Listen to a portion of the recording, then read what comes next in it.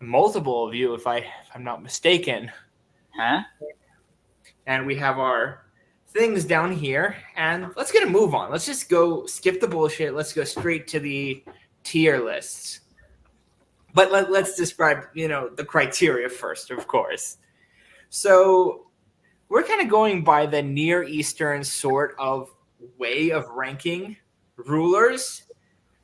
Rulers kind of came in different categories. So there was the Great King, the really big guys, you know, the kings who are way at the top and they talk to each other like brothers. And then there's the kings who are kind of below them and the vassals. And these guys would send their diplomatic messages to the great kings and saying, "Father, my lord, my son." It's a politeness thing and it's deferential. Everything is familial, even if it's not, but sometimes it is. And then we have the mayors. So some mayors have like a strong independent policy, and some of them are just absolute pushovers. So we're going to rank them on this tier list. We're not using letters so much. Ugh. And our first one up on the mic is Ahhiyawa.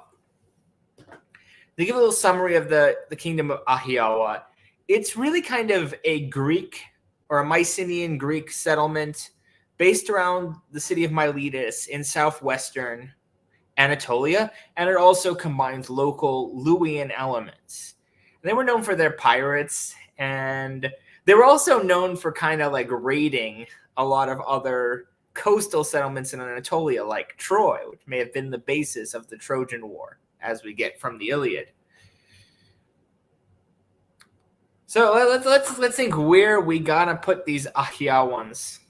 Well, before we go into that, I do think it's important to mention that one of the theories is that the Ahhiyawa were one of the sea peoples. Yeah, I've heard that they were the Ekwesh of the Sea Peoples specifically. Is that right or? I forget if that was the tribe that I heard. I wouldn't be surprised though. As for the ranking, I'll make an argument that they should be put in lesser king status. They weren't really a vassal of anyone, and while they were referred to as a great king in some of the correspondence, I don't really think a good case could be made for them really being equal to the likes of the Hittites or the Egyptians. I'm sure their mothers called them great kings plenty. But what do you think? Honestly, I mean, I think we have to look at their grand impact. Like, what legacy do they leave behind?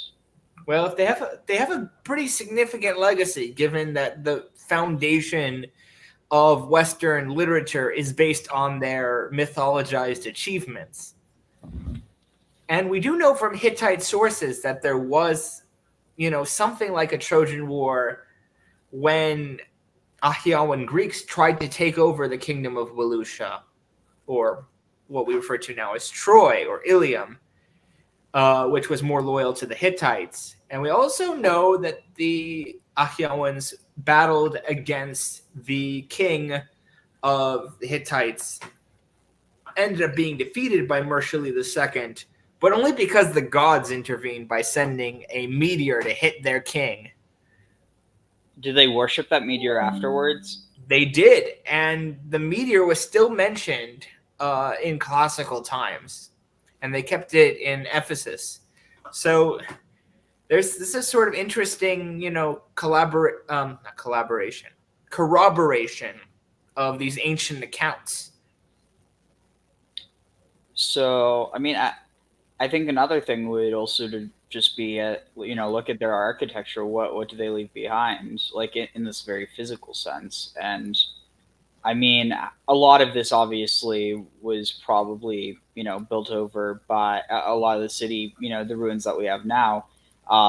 You have a lot of construction that I wouldn't be surprised. Probably a lot of it was Roman era, but I mean, it's fascinating. Like, what is this? Wait, I just saw it. The what the Great Harbor Monument at Lion Bay, and like I wonder.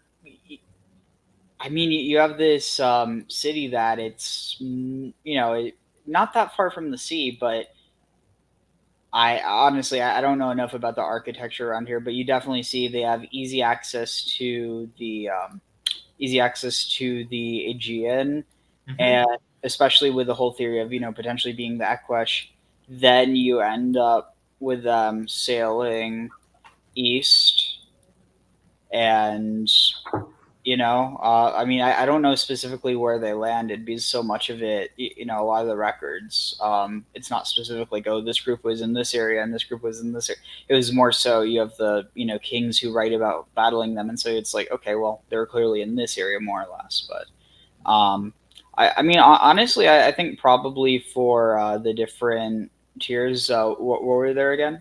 There's Great King, Lesser King, Vassal King, Strong Mayor, and Weak Mayor. I'd maybe say like a. Wait, what was the third one you said? Vassal King. Yeah, maybe a vassal king. Really? So who are they vassals of? Shoot. Maybe they're vassals of the king of Mycenae. It's possible, yeah. Or also if you view them as like again, with the theory that they potentially were that Equesh, then it's not necessarily that they're vassals to any one person in particular, so much as they're kind of vassals to whoever is leading them, if that makes any sense. Yeah, I could see that argument.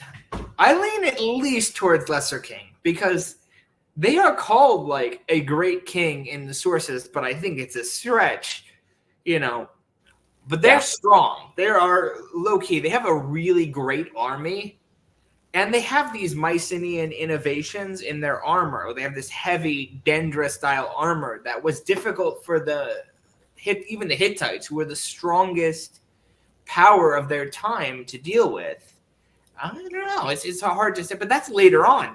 That's in the 1200s. We're talking about the 1300s. I don't know. I wish we could get a second opinion. Does anyone in the chat have an opinion whether it should be Lesser King or Vassal King?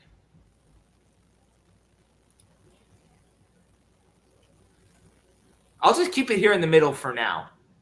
Yeah, until we have a conclusion. Okay, well, okay. Next we have Alashia.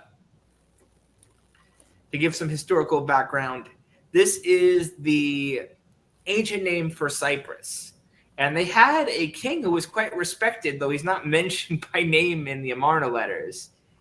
But they're known for their copper, but they also had to deal with a lot of pirates.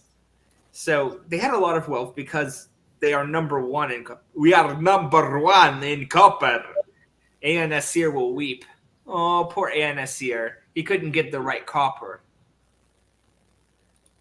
Where do you think they should sit? Ahyawa. Not Ahyawa. Alashia. So, I mean, I guess it depends. I'd maybe say they're kind of on a similar level there.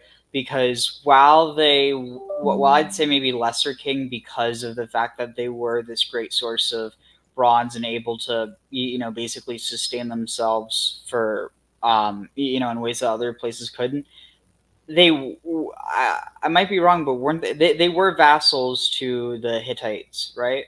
Yeah, at a certain point they were vassals to the Hittites, but I'm not sure if they were vassals to the Hittites in the 1300s. I think in the 1400s and the 1500s, the Hittites sent a fleet to Alashia.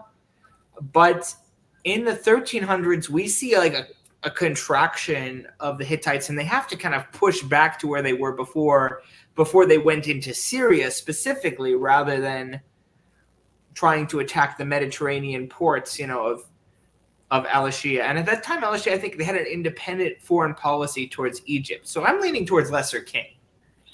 They're not a vassal at this particular time.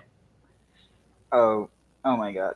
So I just looked up, and given this is from AI, so it's entirely possible no one's seriously arguing this, and the AI just hallucinated it. But I typed in Alashia etymology, and it highlights some scholars believe that the name may be the origin of the late. Oh, Okay, I misread that. I read it backwards. I thought it was saying that that Alicia was what gave rise to Elisha. I'm like, oh come on, that doesn't make sense. But I don't know. It'd be interesting. Is Alicia maybe connected to Elisha in some way? She is absolutely connected to Cyprus because after she flees from the Phoenician homeland in Tyre, where is the first place she goes? She goes to Cyprus in Kition, and she picks up a bunch of temple prostitutes for her men. Oh, I was actually referring to Elisha. Oh, Elisha, the biblical prophet Elisha, Baldy. Yeah, yeah. It could very well be from the same root. Yeah, I'm not seeing anything that actually, suggests it. It's just something that the AI probably hallucinated. But okay, this sounds interesting. Alasia, the name of the Cypriot capital city and kingdom, Akkadian Uru Alashia, also Kur Uru Alashia, and that it has long been considered of Hurrian derivation.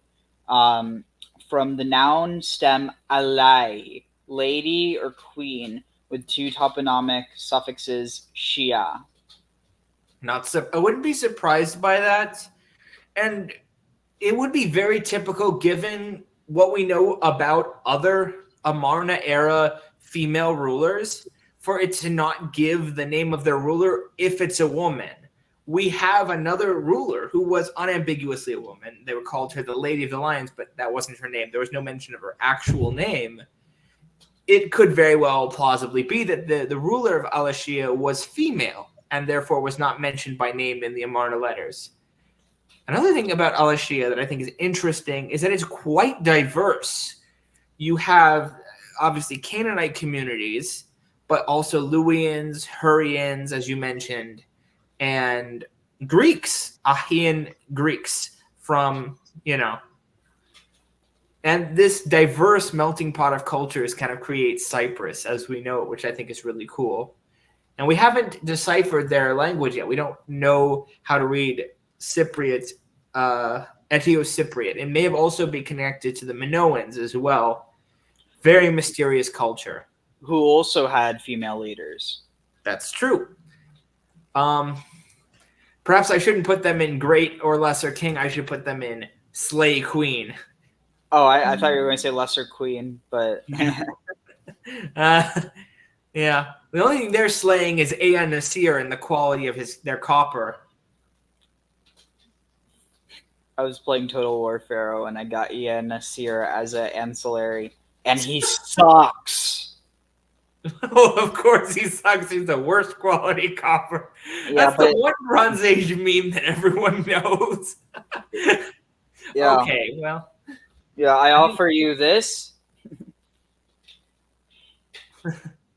Okay, and are you gonna show some of Cyprus? Maybe the beautiful hills and beaches of Cyprus.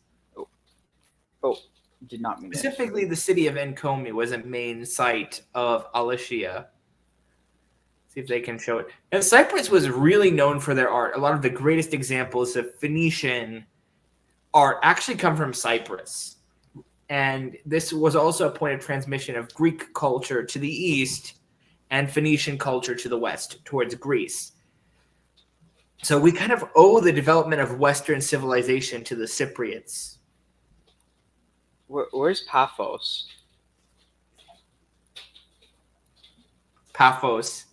Well, as you can search, right?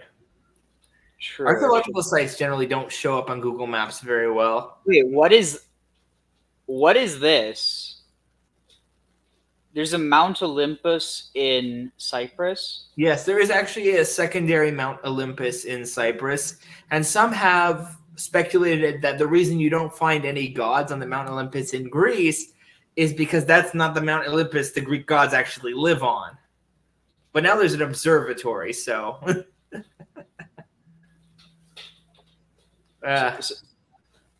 Sorry, what was that you froze up?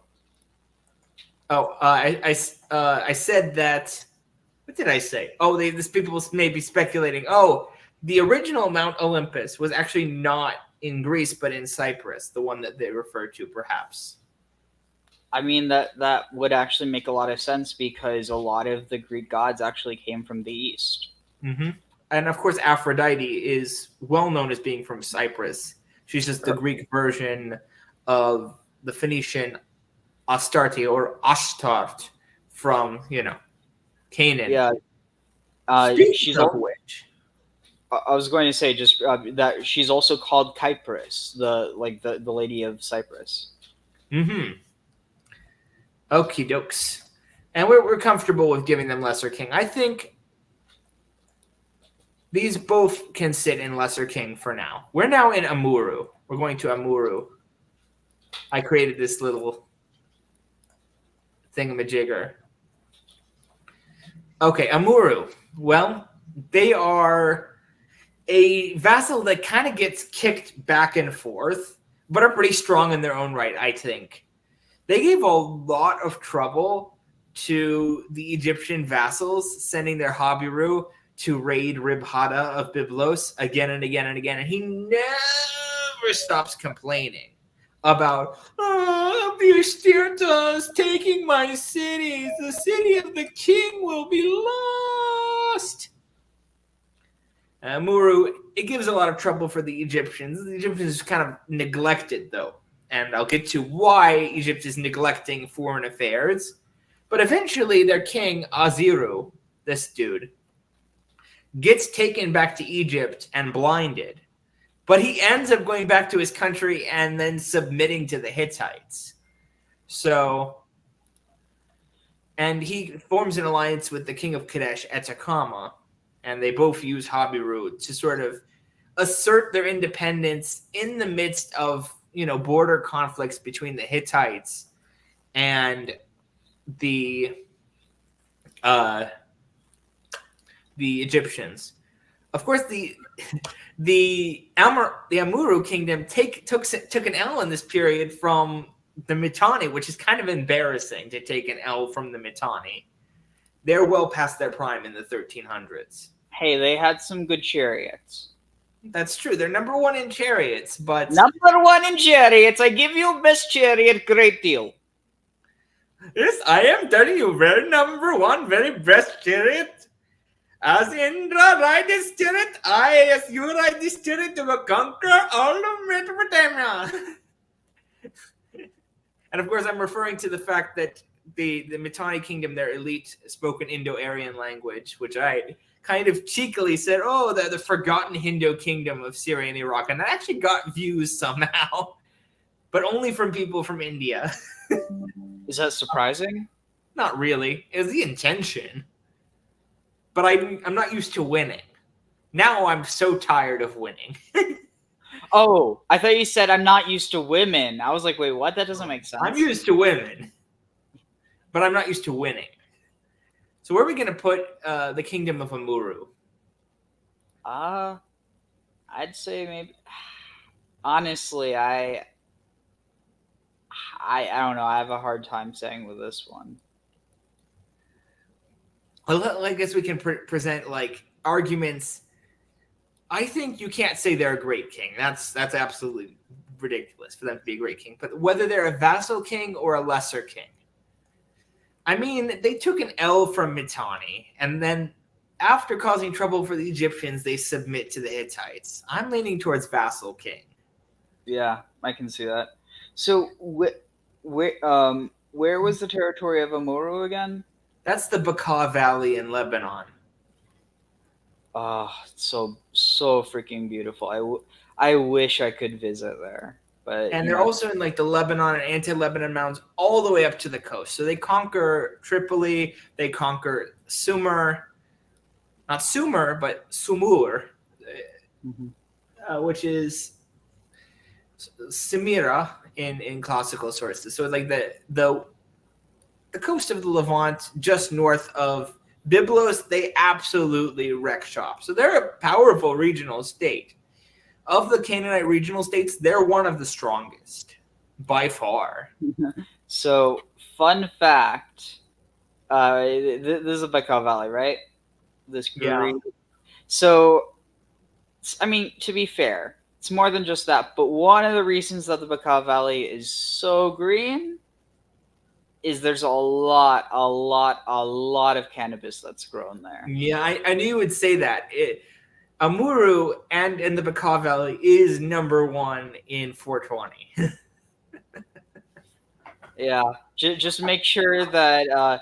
I mean, it's like a little war zone there. I was watching a Vice documentary a while ago. I mean, I've seen it multiple times, but where like it's basically like the Wild West there. Like people like there's people who have they freaking RPGs. Like it is insane. Like in order and like they fight the government. I mean, to be fair, the Lebanese government isn't, quite the which I mean it is kind of interesting though because of how you have these clashes, and it's like, oh, this is something new, but really it's something that's been going on throughout history. You have like this one quote unquote nation, this one quote unquote like entity, but within it there's so many different entities that it's like to say that it is one thing is it's like saying, oh, Syria, okay, but which kingdom in Syria? Or oh, Canaan, which Canaanite kingdom? Yes, exactly. And the Lebanese state is kind of like a really uneasy sort of situation between these coastal cities, which in the modern day are mainly or have historically been Christian, let's say, and the inner Lebanon, which is closer to Syria, which is more Shia. And like the Bekaa Valley is God's Hezbollah country, And you can go to Baalbek, which is the great archaeological site of this region, and buy a Hezbollah t-shirt, which I'm tempted to do.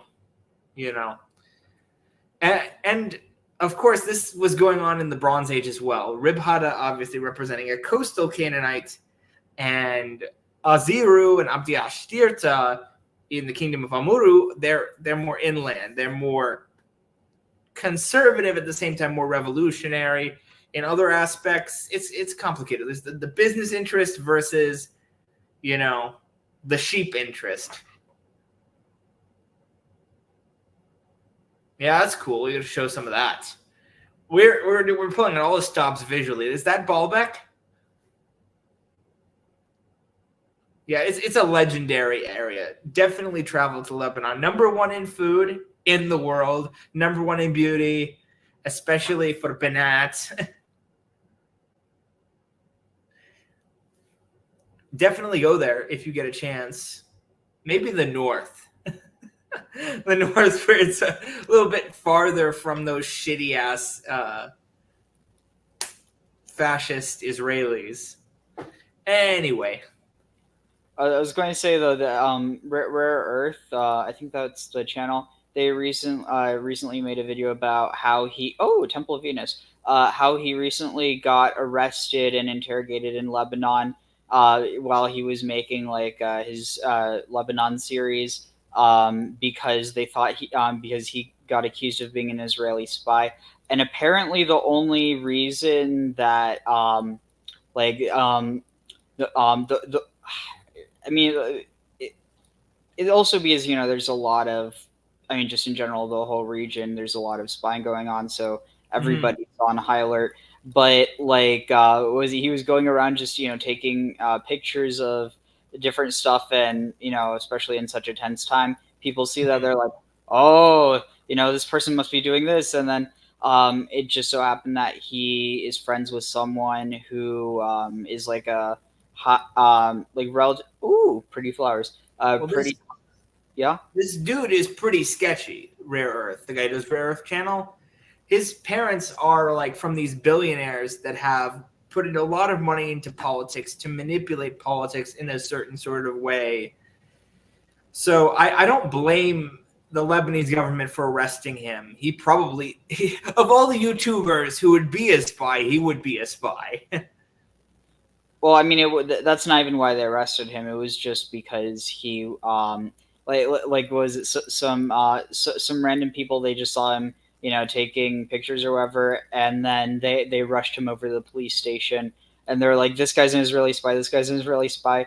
And then because of all the bureaucracy, even after even after the police knew that he wasn't, they had to go through all these hoops just in order to get him released by the judge. But I mean, I think that's a result of the European bureaucracy that got introduced with the French. Well, certainly the French are notorious for their bureaucracy. They did a thing with that in Asterix and Obelix, about the bureaucracy as being one of the 12 and the most difficult of the 12 labors of Asterix and Obelix was to go to the house that drives people mad.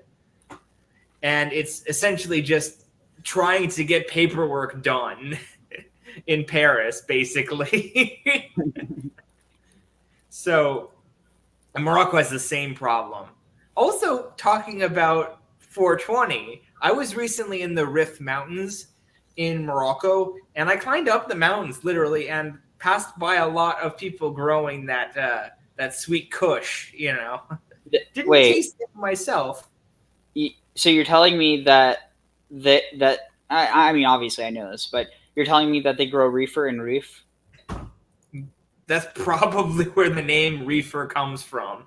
Yeah, it's also similar with kif and kef in Arabic and Hebrew. It means fun, enjoyment. Yeah, there's a lot of kef as well. I won't point fingers and name names, but people are imbibing. Sometimes people do get high in their own supply, yet they're still conscious and focused enough they can walk up these narrow goat paths really quickly in literally flip-flops. That's what they're wearing, the shepherds. You'd think they'd be wearing like durable boots, but no, flip-flops. Always flip-flops. Oh, and occasionally, like a Western tourist will try to climb up the mountain high off his ass, and then he'll fall down, and they'll have to call a helicopter from the city, maybe from Tangier or even Shewan, to pick up the dumb tourist who gets high and then falls off a cliff. Yikes. Also, I think you'd appreciate the meme. You know what this is? Is this the Temple of Baal Shamim? I mean, I'm not sure maybe, but I was just going to say this is the Western Wall. I see. The Western Wall of Baal. Yeah. Another mystery about Baalbek for people who don't know about it is that one of the oldest things at Baalbek is this gigantic block that was too big for people to ever. People think that they can't move it, so they're like, "Oh, it must be aliens." And I kind of joked around, like, there were elephants in Syria. Maybe they got elephants to move it. Perhaps we'll talk more about the elephants later. Syrian elephants. So are you ready to move on to the next one? Yeah, just real quick. Where are those? What's the term? The the 3 stones, the giant stones. Goodness, I forget. I think let's not waste time on that. We're doing right. Geopolitics now, not. You're right. Ancient aliens debunked. Okay, back to this. And we put it in Vassal King. Because they're vassals. They took an L from Mitanni. They submitted to Hittites. They were able to dance around Egypt, but Egypt was kind of a joke in this period. Oh. I think Akhenaten is super overrated, personally. Super interesting, but super overrated and a horrible leader from the perspective of politics. I don't know if you caught this before. De Gaulle Kama said that. De Gaulle Kama said that joke is worse than Ian Nasir's copper. Yeah, I saw that. That one's funny. Yeah, it's. They said that sound vibrations could have moved these rocks. I don't think so. It would take some really loud sounds, like. Wait. Maybe toots. Oh, I thought you were going to say maybe the. Oh, are you ready? Ready? Let's rape some ears. I mean, grape for the algorithm. Let's grape some ears. That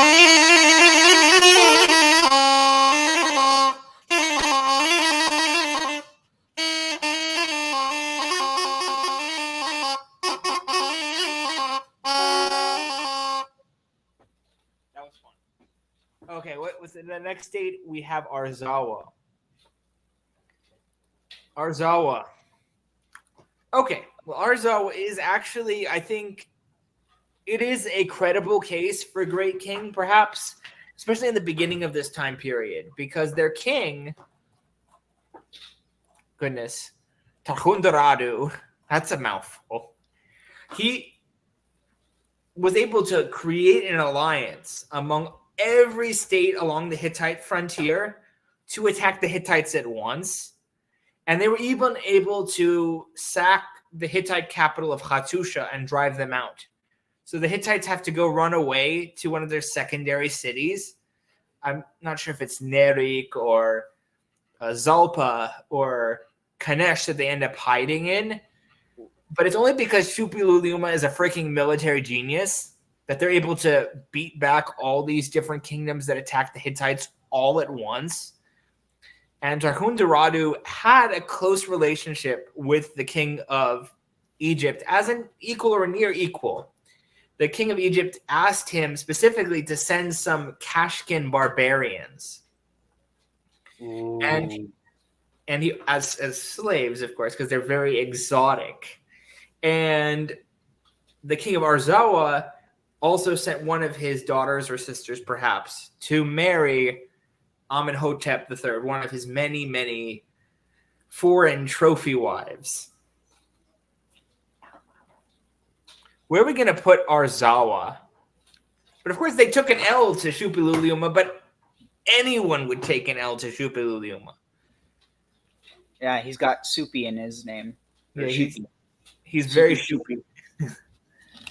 Like, he has a funny sounding name, but he is no joke. Yeah. He was like the Assyrians before the Assyrians. Yeah, his name's funny and all, but you laugh at him and he'll have you beheaded. Mm-hmm. He's one of the big villains in my second book, Hail Like the Sun. He's one of the Sun Kings.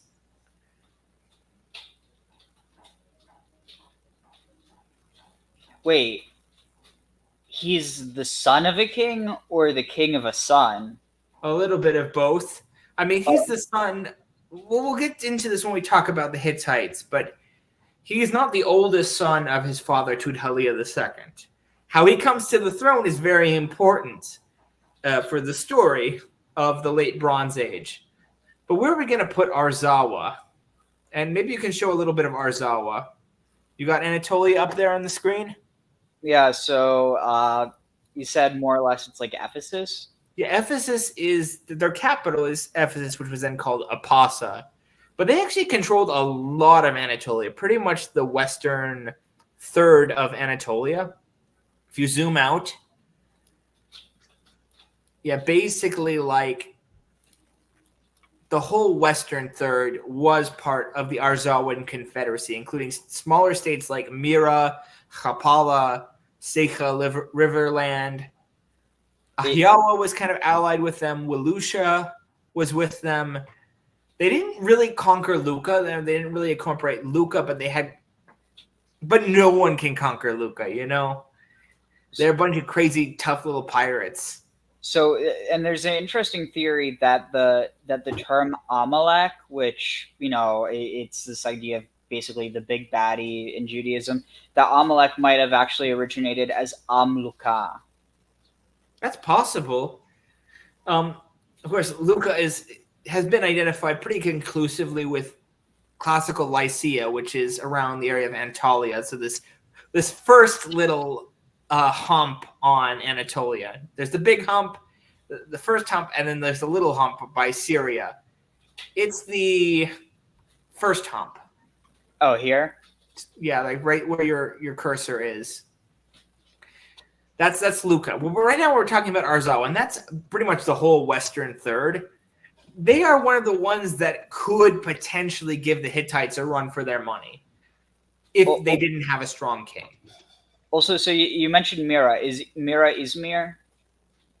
Yeah, that could be it, I think. Mira Because is definitely in the sort of like the northwest. And yeah, Mira and Izmir, that sounds credible. Yeah. the reason is because I know that there's this whole connection between Smyrna, which is Izmir, but that um, um, like I forget exactly how it connects, but basically the whole myth of King Kiniras and his daughter Mira, who I think Adonis is born from them or something. Hmm. But that what else is kind of interesting, which I mean, it's one of those things where it's kind of like I don't know, you could just find patterns anywhere. But that who was born in Izmir or in Smyrna? Sabbatai Tzvi. Yeah. Which is funny because like I've also been working on a project about Shabbatai Tzvi.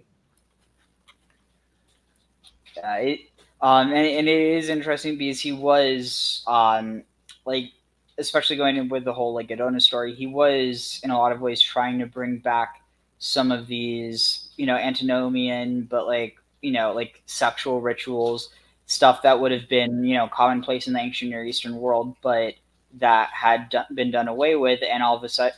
I mean, to be fair, I'm not saying that he wasn't a bit Meshuggah, but like I think that it's one of those things where go back 2,000 years, he would have just been seen as like, okay, maybe he's not like orthodox, but like he's part of a group of people doing something like that. Whereas like that, eventually you end up having a lot of the stuff get mystified. So like this whole idea of a sacred marriage, it all becomes mystical, spiritual. They're like it sheds all its mundane facets, for lack of a better term. He certainly had his charisma. The fact that about half of the Jewish community at the time followed him is really pretty spectacular. And Shabbatai Tzvi, after he converted to Islam, still was a prominent religious figure. 10,000 of his most devoted followers continued, following him in Islam, and their descendants are still practicing this weird form Are of they Islam though? today, kind of. Well, not quite, but everyone in Turkey has these weird anti-Semitic theories that, Oh yeah, the Ataturk, he was secretly Jewish. they make any problem that Turkey has out to be like the Dunma, the crypto Jews were involved in it. This is a funny comment. If they sin enough, then God will come back. I roll. Well, I mean, they tried not sinning for a while, and God didn't come back. So no, we just sin. Maybe God will come back. Yeah, it's like, oh, I've just had don't make me turn this world around. Like back to Arzawa. Where do we put Arzawa? Honestly, I would maybe because think about it. If we're going to say that no great king can take an L, then there's not going to be any great kings. True. I would say it's definitely a great king, but kind of like on the weaker side of great kings. So like maybe I can't put Arzawa in the great kings category. It would either be the weakest of the great kings or the strongest of the lesser kings, depending on where we rank some of these other ones. Our kings of Arzawa, they're great. Yeah. That's funny. Well, now we have fan favorite Assyria. Oh, I need to show. I moved Arzawa to Great King. Now I put up Assyria. Let's go to Assyria. Yeah, well, so the history of Assyria in this period is actually really interesting. This is when they start actually kind of like coming back. So Assyria kind of been really weak, like a vassal passed around by the Mitanni and the Babylonians and the Hittites and whatever for hundreds of years after the defeat of, Ishme Dagon by the king of Mari and Yamhad. 400 years Assyria languishes in the dustbin of history, but it's kind of working in the background, trying to build up its strength, to build up its economy. Under Ashur-uballit, they take advantage of this collapse of Mitanni that we're seeing to assert their independence and even become powerful in their own right. And they create a diplomatic marriage with the king of Babylon, a coerced diplomatic marriage. And then they assert their control over Kassite Babylon to a certain extent in this time period, in the late 1300s BC. Holy crap. That's a lot of flat land. Well, are we looking at Assyria right now? Yeah. Well, a lot of these ruins that were associated with Assyria were destroyed by the Islamic State, and a lot of them were destroyed by the Turkish government as well. We should also remember that the Turkish government destroyed many important historical sites like Ain Dara, one of the last remaining Hittite temples that is sort of like the best example of a Near Eastern temple that we can kind of understand like how the Jewish temple may have looked. Well, the Turkish flattened this important historic temple of Ain Dara. So they're as bad as ISIS, really.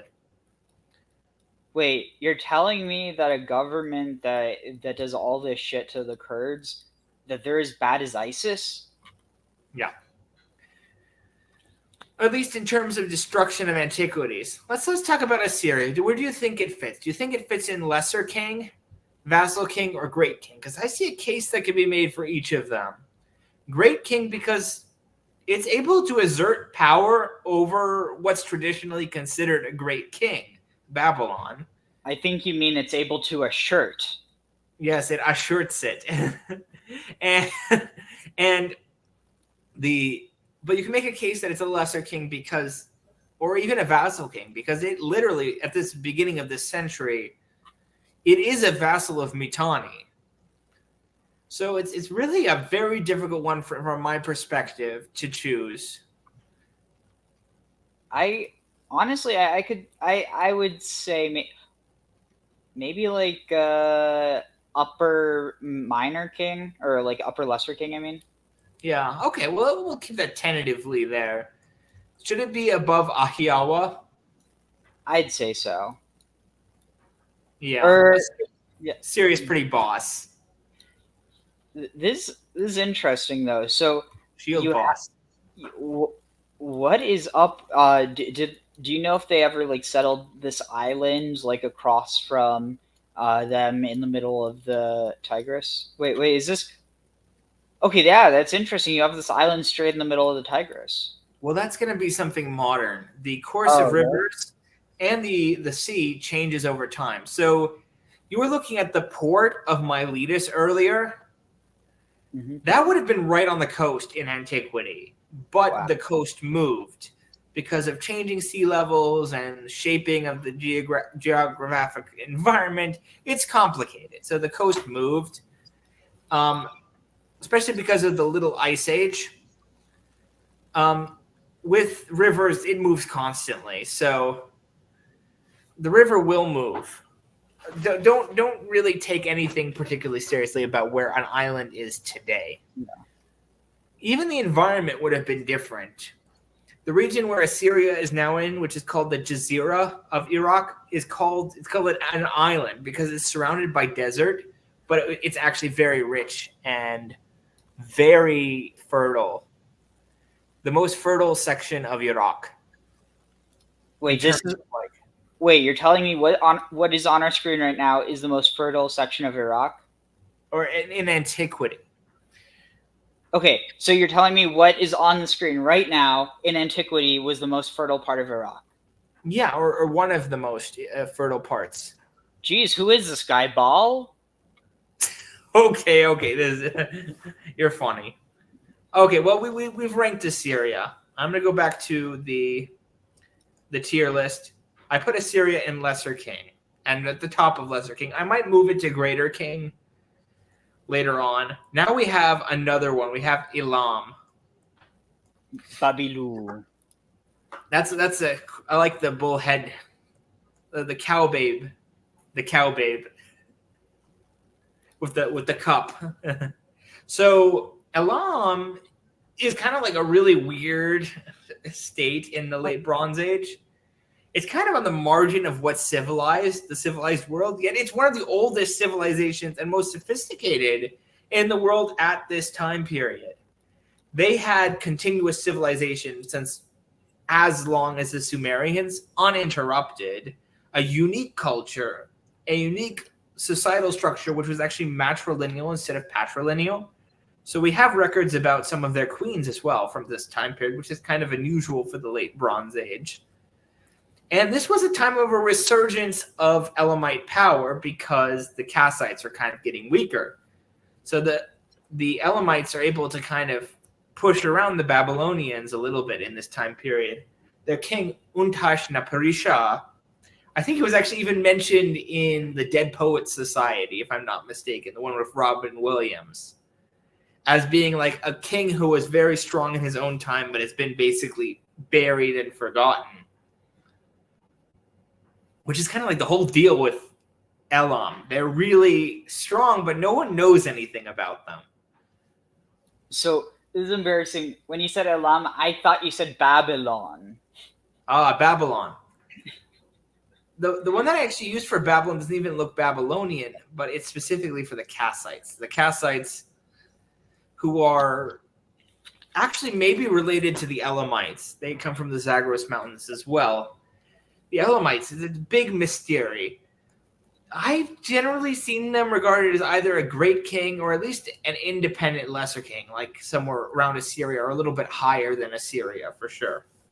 Yeah, Where do you put Elam? I'd say probably lesser king as well. But ahead of Assyria or behind Assyria? I'd say maybe behind. Not because of their actual impact, but more so because of their memory. But they do have a big architectural impact. The site of Chogha Zanbil in modern-day Iran. Do you have that on the screen? Yeah, it's beautiful. It's really spectacular. One of those great ziggurats. And it was actually built in, I think, in the late Bronze Age, not in the early or middle Bronze Age, which was kind of unusual for ziggurats. They were pretty strong as late Bronze Age states came.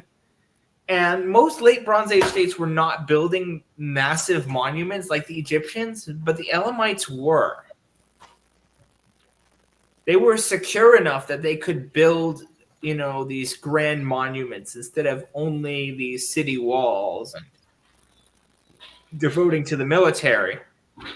They were strong beyond the military. They were strong culturally and economically. And they had ties even as far as India.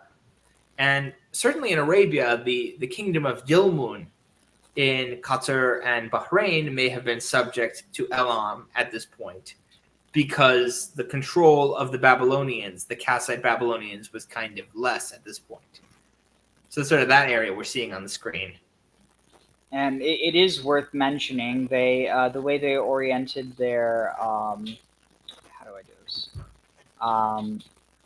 Sorry, I'm trying to figure out how to turn the camera. Can I?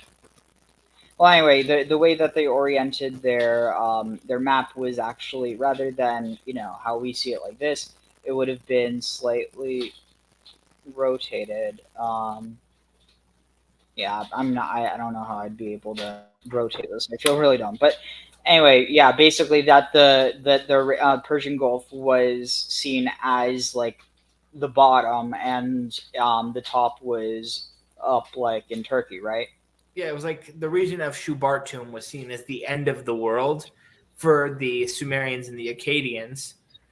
Of course, with time going on, their perception of the world got bigger in the north and the west, but they kind of lost contact with what was in the east, apart from tenuous trade routes. I think as Graham Pong was saying, they are a language isolate, although it's possible that they were related to the Hurrians or to the Kassites or the Gutians, the Lubians. We really don't know. There's not enough of these languages attested. And a spice trader civilization, if there was going to be a spice trader civilization, it would be Elam. They had ties to India, and that's about as best you can do in the late Bronze Age for spices. Would that be like Harappan? Yeah, well, the Harappan civilization kind of collapsed by this point, and the Indo-Aryans, who were related to the Mitanni, which we'll talk about later, moved into the Indus Valley and the Ganges plains. And they're kind of like a Near Eastern civilization that happens to be in India. They So may like be related to the Bactria Margiana complex as well. so like the reverse of those Indo-Aryan kings in Syria.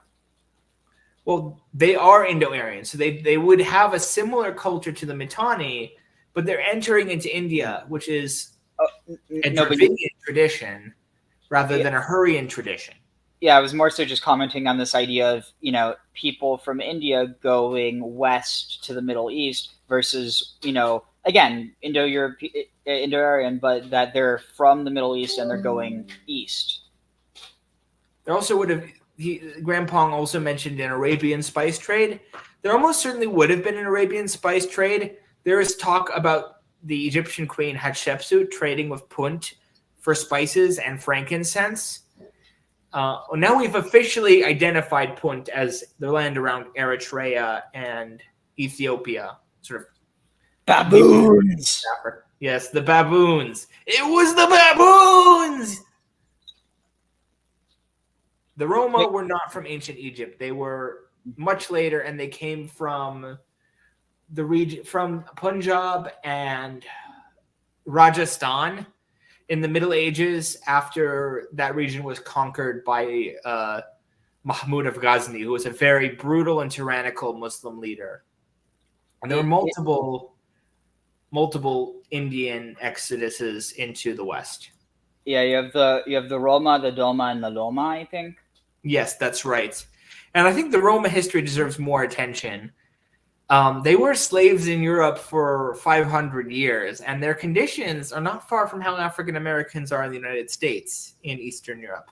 A very, very difficult situation, and still a lot of de jure segregation in Hungary and Romania. It's a very difficult situation, and of course, Sacha Baron Cohen took advantage of these people when he made the Borat movie to sort of mock them instead of create attention for their issues. Yeah, I was just going back to real quick about the mention about the Roma. So, I mean, that isn't to say that there isn't this connection to Egypt, but simply that that's not where the Roma originally were from. Well, the thing is, the Roma people didn't really know where they came from, so they kind of just believed what the Europeans around them were telling them. They lost their history. But yeah, I mean, it's fascinating, like a really interesting history, and just a lot of forgotten history because the people who had the stories, people didn't tend to, historians weren't as interested in their stories, and then you can only go so far back into the past because once oral stories are gone, it's only memory.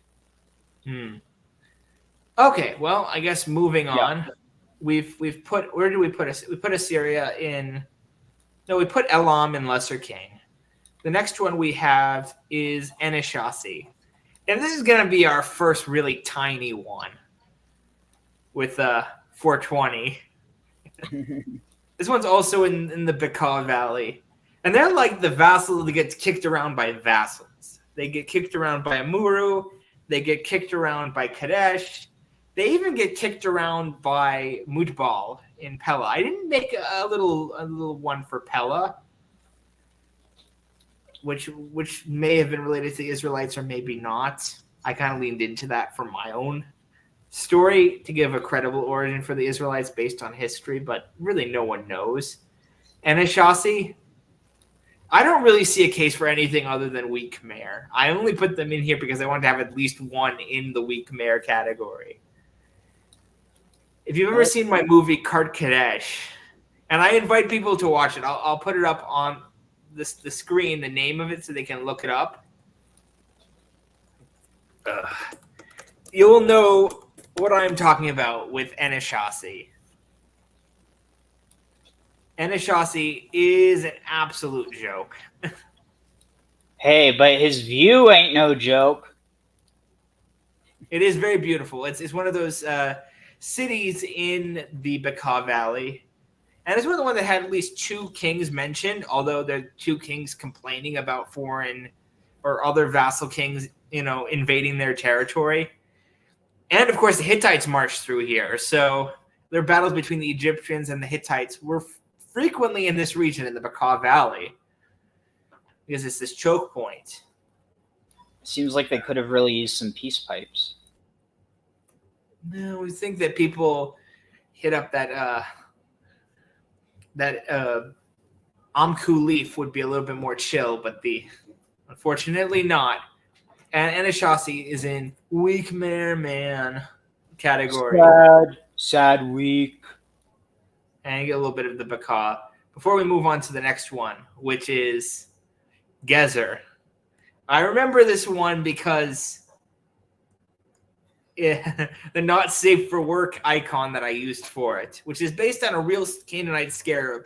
I've been looking for erotic Canaanite art for ages, and I finally found an erotic Canaanite art from a scarab in Megiddo, and I thought it'd be a beautiful symbolic, use for Gezer, because what we know about Gezer in this period, the Amarna period, particularly in the time of Amenhotep III, is the pharaoh Amenhotep III asked their king Melkilu to always bring beautiful female cupbearers, and it was like a matter of urgency for the state that he gets his obelisk wet. If you know what I mean. The pharaoh's colossus. He would send for women from Canaan. Under the shadow of the Colossus? Yeah. Well, the Colossus of Memnon was built by Amenhotep III. That's in Ethiopia? No, that's in Egypt, I think, near the border with Sudan, if I'm not mistaken. No, not the Colossus of Memnon is one of the largest statues of the ancient world. Amenhotep III is kind of referred to as Amenhotep the Magnificent. He certainly had a magnificent taste in gals, that's for sure. He liked Palestinian women. Who doesn't? And Gezer was his conduit. I think I found the ghost of Gezer. You're showing Gezer now? Yeah. Okay, good. I was actually in Tel Gezer, about a year ago in August. Yes, 2 months before that thing happened, the thing that everyone knows about. I was in Palestine then. 2 months before it, and I almost died trying to get to the top of that tell, which gives you a good saying like why it would have been so strong defensively. There was no natural hill there, or at least the natural hill is so buried by subsequent cities at this point that it was already like a huge hill just of human construction. It's absolutely massive, and it's a pain in the butt to get up there. I'll have to say it looks easy when you show it, but it's really hard. And Gezer may have been one of these regional powers. So the king of Gezer, Milkilu, was married to the daughter of Tagi, who is the king of Ginti. And Ginti is pretty far north from Gezer. And he also was able to subject King Zimred of Lachish, which is pretty far south from Gezer. Gezer is the absolute hegemon of the Shephelah. And pretty far north from there as well. Gezer is really underrated as far as Canaanite cities are concerned. Oh, wow. So, I don't know how I never connected this before, but so, yeah, the city of Lachish, there was this one, I forget what his actual name was, but Reish Lakish. Do you know who I'm referring to? No, I'm trying to jog my memory a little bit. So he was some rabbi who I guess he had what could be read as some sort of like homoerotic affair with the brother of his wife or something, but I can't remember for the life of me. Okay. Yeah, Reish Lakish. Shimon ben Lakish. Interesting. I wonder. Maybe the name was taken after the city. Like his father was maybe named after the city. I'm not really sure. But anyway, yeah. Just a quick aside. Thought I'd mention. Well, talking about Gezer even outside of this period, Gezer, even according to the Bible, was never conquered by the Israelites. It was conquered by the Egyptian king Necho, who then offered it as a betrothal gift to Solomon, which means that the Canaanite citizens of Gezer were incorporated into this mythical Israelite state of the unified kingdom of Israel without needing to convert, without being slaughtered. And what we see later on with Lachish, which is not far from Gezer, a little bit south, is it was besieged and conquered by the Assyrians during their conquest. And my little conspiracy theory is that King Hezekiah wasn't really so interested in protecting Lachish. He sent all of his troops and all of his resources to reinforce Jerusalem because he wanted to destroy a rival Canaanite cult center at Lachish specifically, which was the biggest, perhaps the biggest cult rival site in the kingdom of Judah to Jerusalem. And he wanted to clean his hands of it. He didn't want to be directly responsible for it. He wanted the Assyrians to show why Jerusalem is good, but Lachish and their cult is bad. Because Jerusalem didn't have the only temple in the kingdom of Judah, which we know from archaeology, that there were plenty of very substantial temples. One of them, I believe, was at Lachish in the Iron Age. Different period. A legacy of Gezer, we'll say. Yeah, wow. Lachish, it's interesting. You can see it was just totally flat, and like there's very basic outlines of the temple, but beyond that, just flat. No. Comments. Yeah, Gezer was a big deal. Where do you put Gezer? Maybe I'd say maybe vassal. Vassal king. They were pretty strong. Maybe They like a more than just a mayor. I couldn't see that. He was like Melchilu was treated with Labayu as an equal, not as a subordinate. They say Melchilu and Labayu leading the rebellion, and then they fought each other as equals. I put vassal king for sure. That's pretty good for a little boy from the Shephelah. Now, for a little boy who stubbed his toe and keeps whining about it, we have Gubla or Byblos. This is one of these Egyptianized cities in Phoenicia. They have one of the earliest Canaanite kings mentioned that actually had an Egyptian-style sarcophagus set up for himself, an Egyptian-style tomb set up for himself, and treated with the king of Egypt at the time, which I think would have been... It's not... These Middle Egyptian kings, come on. It's not Amenemhet, it was the other one. Who was the other big king of the Middle Egyptian kingdom? I'm drawing a blank. But in short, they were big then. But by the late Bronze Age, the king Ribhada had a lot of internal divisions in his city. And it was one of the biggest economic centers in the late Bronze Age for trade, especially with Egypt. They were number one in trade with Egypt, with the cedar trade, with the Murex trade. But then they kept getting besieged by the Amorites. The Amuru kept picking off their allied cities one by one until they were completely surrounded. And it got so desperate for Byblos. They were starving.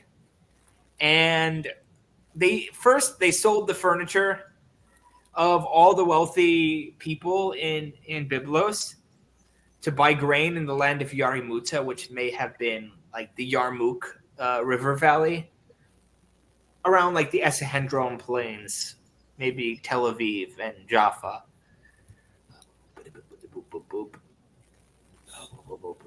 I want to remove this banner. So Byblos, they sell the furniture, then they end up selling the sons and daughters of the city into slavery to buy food. So that's a pretty big L. And then eventually Rib Hada. Are you sure? Are you sure they weren't just turning them into Malbashi? Got a reference to our Pimp Quest. No, maybe they were eventually, but they preferred to sell them first. They're merchants, they're monsters. We're merchants. We're not monsters. Well, no, because there are some Meshuggahs going around the internet claiming that the Phoenicians were selling humans as food. They would eat their children in terms of siege. In the deprivation of a siege, you could see that. But I think it was a bold statement of wisdom on the part of Rib Hada in a desperate situation to choose to sell the children into slavery, a very tough decision, rather than to eat them.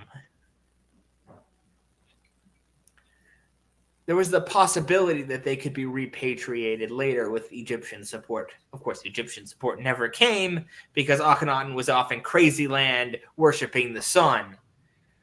And eventually his brother, the brother of Rib Hada, Ilirapi, overthrows his brother thinking, I can do a better job. He couldn't. Byblos fell to the Amurru kingdom. It's impressive that Byblos held out as long as it did for how little support it got. But that doesn't change the fact that it absolutely kept taking L after L in their fight with the Amorites. Where do we put them? Honestly, maybe like a lesser king. I don't know. Lesser king? I mean, they're obviously a vassal of Egypt. Oh, yeah. So I'd say maybe like a vassal king, like a strong vassal. I don't think, I think you can make a case that the personal leadership of Rib Hada, despite how whiny he comes across in the Amarna Corpus, based on his decisions, in a deep analysis of his decisions, he may have been pretty cunning and clever. I was kind of like leaning quite in the opposite direction, that it was actually quite weak. Well, that's what happens when you worship Balat Gabal. Yeah, well, there was a lot of internal divisions. The bigger a city you have, the more factions there will be. And relatively, the Amorites seem to have been relatively unified around charismatic leaders like Azuru and Abdiashtirta. Byblos is filled with internal divisions. There was the priesthood, which demanded, all these sacrifices, all these costly donatives by the rulers. There was the merchant elite that expected to make a profit. And then there's the average citizens who expected not to have their children sold into slavery. Thank you very much. Wait, so which priesthood? The priesthood of Balat Gabal. And actually, Byblos, because there's such a rich textual corpus, 1/3, 60 out of almost a third of the entire Amarna corpus deals with Byblos and was written by Rib Hada. We know about some of these people. So there is the high priestess of Balat Gabal is actually mentioned in the sources. Her name is Umahnu. And she kind of would pressure the king to do things that might not be in his interest to sort of maintain the peace with the gods. It was a very complicated task being a king of a very large city-state back in those days. I think Rib Hada is underrated, personally. He had an impossible situation. He did as best as he could. Rib Hada, for your pleasure.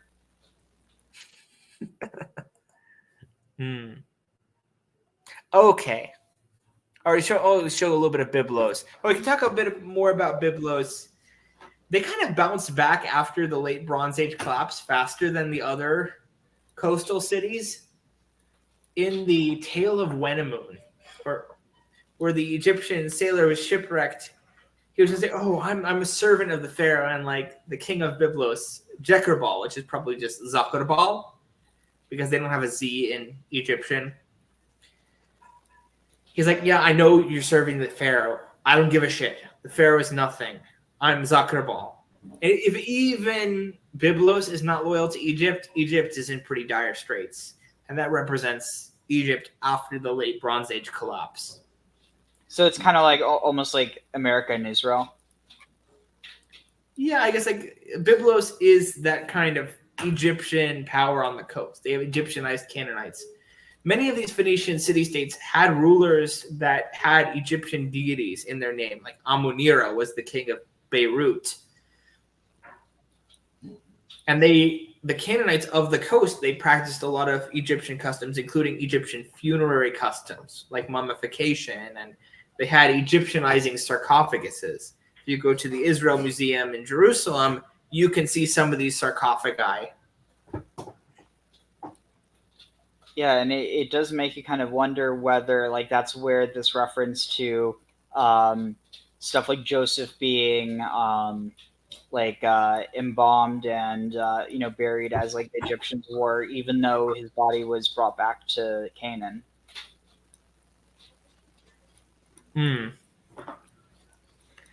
Okay. Now, Byblos is very beautiful. I think it's one of the most beautiful cities in modern day Lebanon. Another really, I mean, just real quick, Ras Al Nokra or Rosh Al Nikra, one of the most beautiful places I've ever been.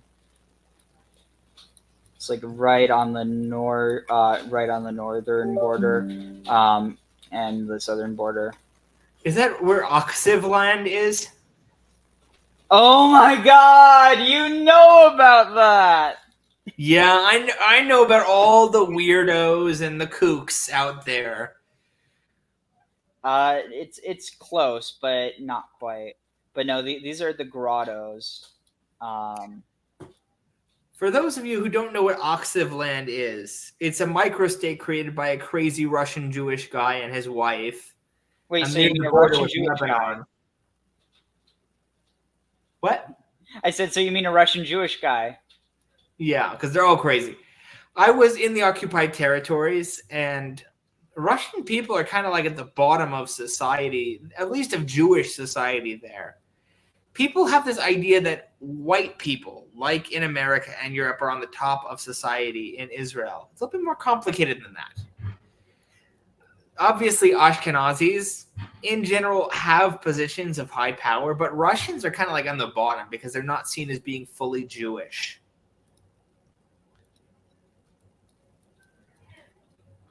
Well, it also depends on how long, because really what you're talking about is Soviet. Yeah, the Soviet Jewish Russians. And the reason they're so white isn't because, they have...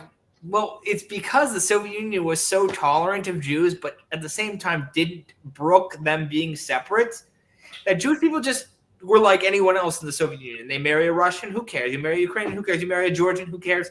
So it just ended up with Russian Jews looking like Russians, not with the Ashkenazi features we're familiar with that make them look like they're from the Middle East still.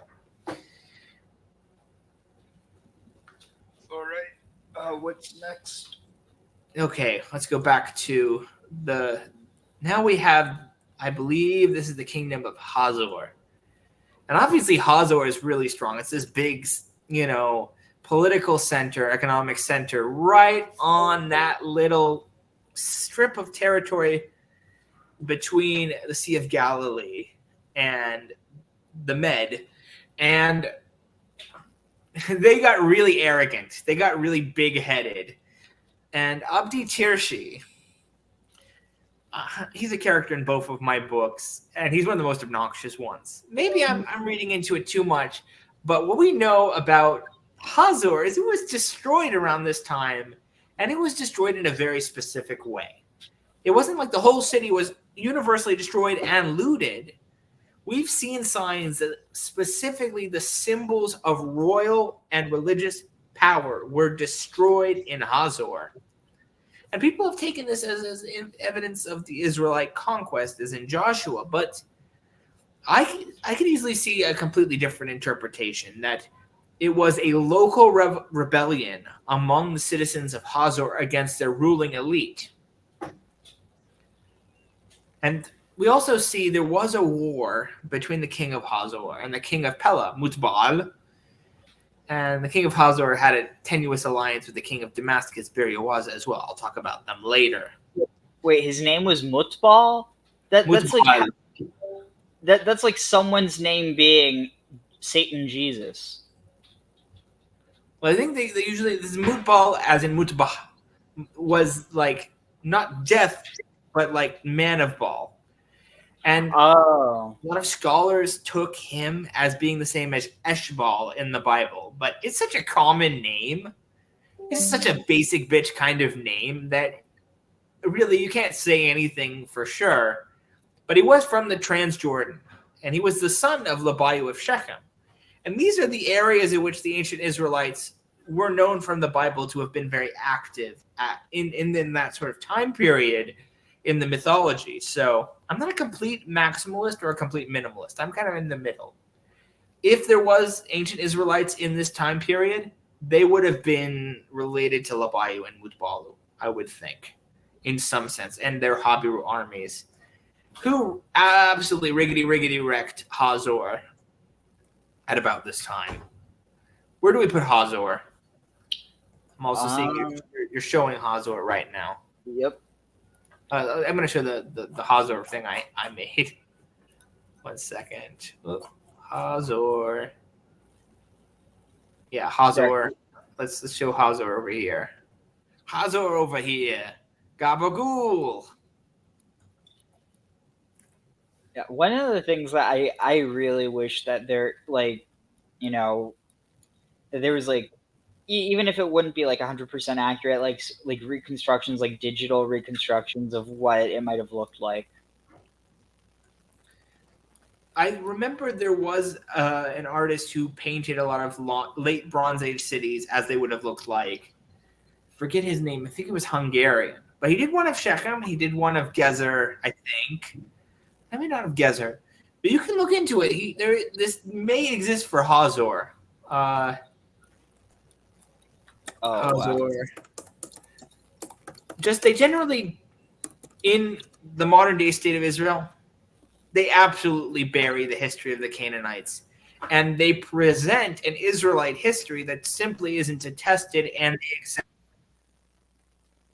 look more fanciful than it would have been to create the notion that they're a civilization equal to the likes of Babylon or Egypt. They're not. I mean, the kingdom of Israel was a regional power. I can maybe... I can show it in my own sharing. Oh. This is a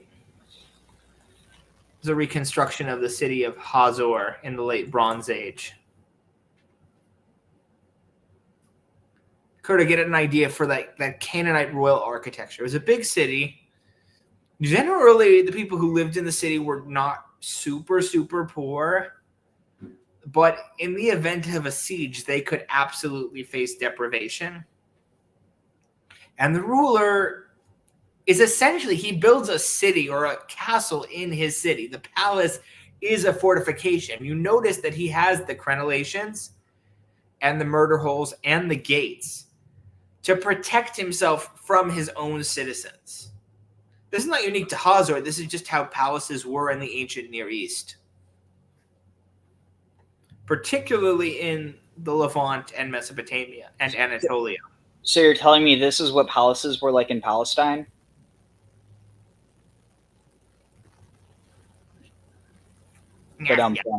Yeah.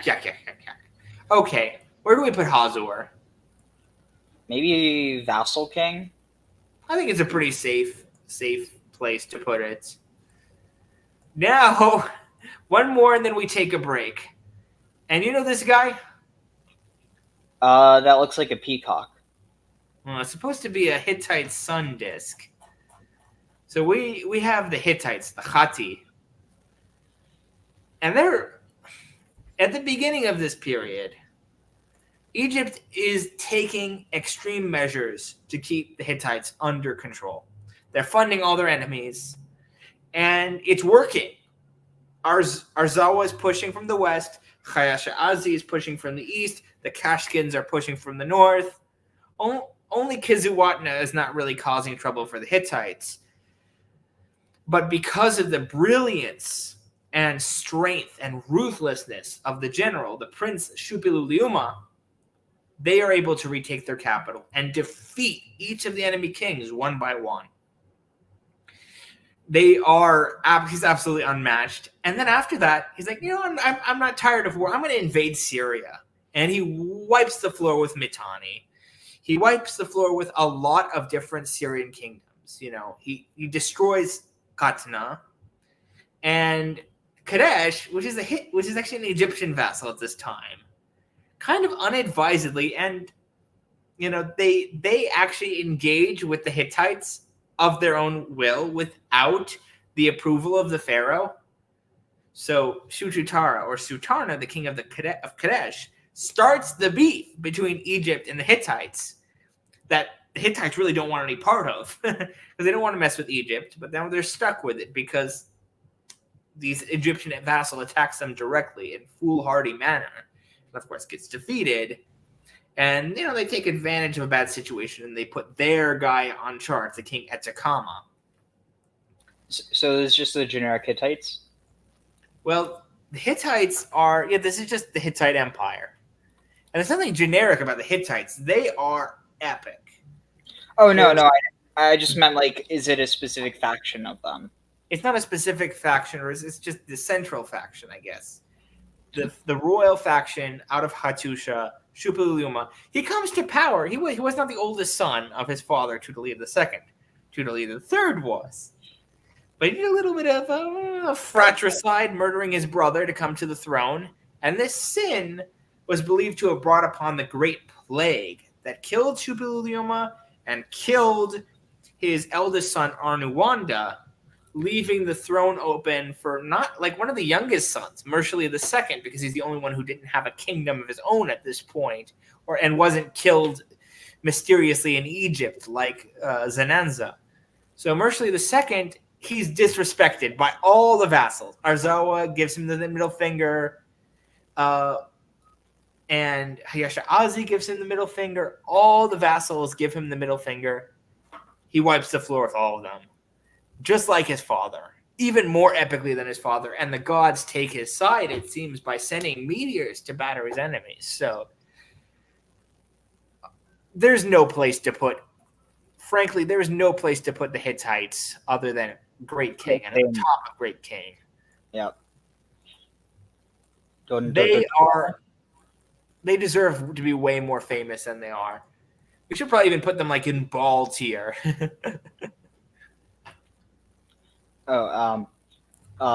Barb, so this is called the Sudra. So one thing that's interesting, because a lot of people, especially I don't know, I find it interesting because I forget even where I was at this one time, but I was at this one event and there was this I forget the specifics. Keep in mind there are plenty of Israelis here, but there was just this one who he saw this on my head. He was like, "Oh, if you wore that in Israel, you could get killed." I'm like, dude, what the hell are you on? This is a Sudra. First of all, but then there's plenty of people in Israel, Palestine, who aren't even Palestinian that wear, what would be seen as kafiyas, because it's they're obviously it's probably become a lot more political now, but it's more so just about keeping the sun out of your face. But but no, I like that. I don't know. I like the idea of reclaiming the Sudra because it's what Jews wore before they wore kippot, before they wore yarmulkes. But then what happened was, when they started to be persecuted by Christians in Europe, they had to hide, their head covering, and especially with the advent of I think it's really around the medieval period that you start to have kind of this in between the medieval period and going into the more modern era, you have more of this use of hats, and so people start wearing hats, and so then Jews in Europe start wearing, this little, skull cap underneath the hat because it's easier to hide. Mm-hmm. Well, I mean, in general, Jewish fashion was the same as the fashion of the cultures that surrounded them, or the culture they originated from. Polish Jews wore kaftans because Polish people wore kaftans. Of course, their garb became more conservative. Traditional Jews in the 18th and 19th century were behind the fashions of the Polish nobility who wore Western European fashions. So they still wore these kaftans and these streimels that the Polish used to wear in the 17th century. And it's talking about the keffiyeh. Here's Better Call Saul Bagman. When I went up to Tel Gezer, I just wore my shirt on my head, put water on it, because you have to. It's not an Arab thing. It's not a Jewish thing. It's just survival. It's a living thing. Mm-hmm. And many people, of course, who are relatively secular in Tel Aviv, they wear keffiyeh as a fashion statement and sometimes as a political statement. Mm-hmm. Not everyone who is Israeli and in Israel supports the regime, and many of them are sympathetic to Palestinians. And that's one of the things I've been trying to do, is encourage people in the regime, in Israel, to be like Schindlers, protect Palestinians, do what you can to protect civilians because of your privileged status. Schindler was able to get away with protecting so many Jews because he was a member of the Nazi Party. Also, I mean, because of his wealth. And his ostentatious wealth, which is always very handy when you are trying to protect someone from a genocide. Goodbye, Bagman.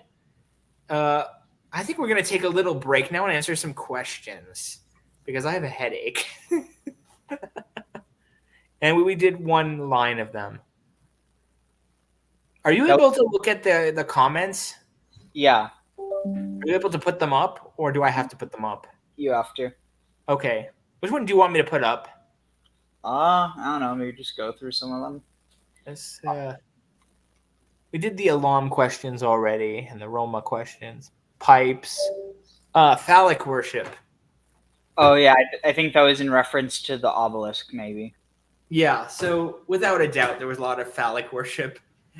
The Canaanites were kind of crummy at art compared to the Egyptians, and then we copy a lot of the same themes. So one of the themes that the Egyptians would have in their scarabs is someone suckling from a cow, and it was clear in the Egyptian art that it was from a cow. When the Canaanites did, they were a little bit messy. It kind of looked like a kid was giving a blowjob to a bull. Ugh. And that's what kings put on their royal seals. Something that's kind of interesting, kind of going to the obelisk. So maybe you could explain, because you know much more about this. What is a mastaba? A mastaba is the earlier type of tomb in Egypt before they kind of got their shit together to make big pyramids, which is just one mastaba on top of another. It's a raised platform. Holy shit, that really connects, so check this out. So you have the mastaba. Here, if you could just, yeah. So the reason I connected this was because, okay, it's something that you erect. It's like it's built basically. Mm-hmm. But I was connecting that to the concept of a matzeva in Hebrew, and I wouldn't be surprised if there is a connection in that, like, it got adopted into Semitic from the Egyptian term mastaba.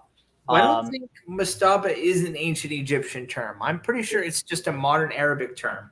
Oh, really? We just refer to this phenomenon that they found. It doesn't strike me as Egyptian terminology. Oh yeah, you're right. You're right. It's Arabic word for a bench of mud. That is Okay, this is interesting though, because it's the above ground structure has space for a small offering chapel equipped with a false door. Priests and family members brought food and other offerings for the soul, or ba, of the deceased. So the Ba was in it, in the Mastaba. Like, I feel, and this is just my intuition, I'm not saying this is the case. My intuition is probably that, okay, no, so it's saying the ancient Egyptian name was Perjet. But dang it, I was really hoping that there was like maybe Mastaba was just like the Arabic term that was kind of put on top of this. But okay, never mind. But it is interesting though that a matseva is erected with, it's basically a headstone, which is interest or no, it's a sacred pillar. But I think it can also be a headstone. So I don't know. I thought that was interesting, but I guess then. Yeah, okay, that's weird. I guess there is no connection then. Well, I mean, they buried dead people under those pillars in Gezer. Was the other thing I was thinking of related to that is that Egypt had a mortuary cult with a living, priesthood for dead pharaohs, but there were also priests who would be stealing from the dead pharaoh and making money on the side. And there were also pharaohs and family members of pharaohs that their kind of thing was restoring, the archaeological sites of their time.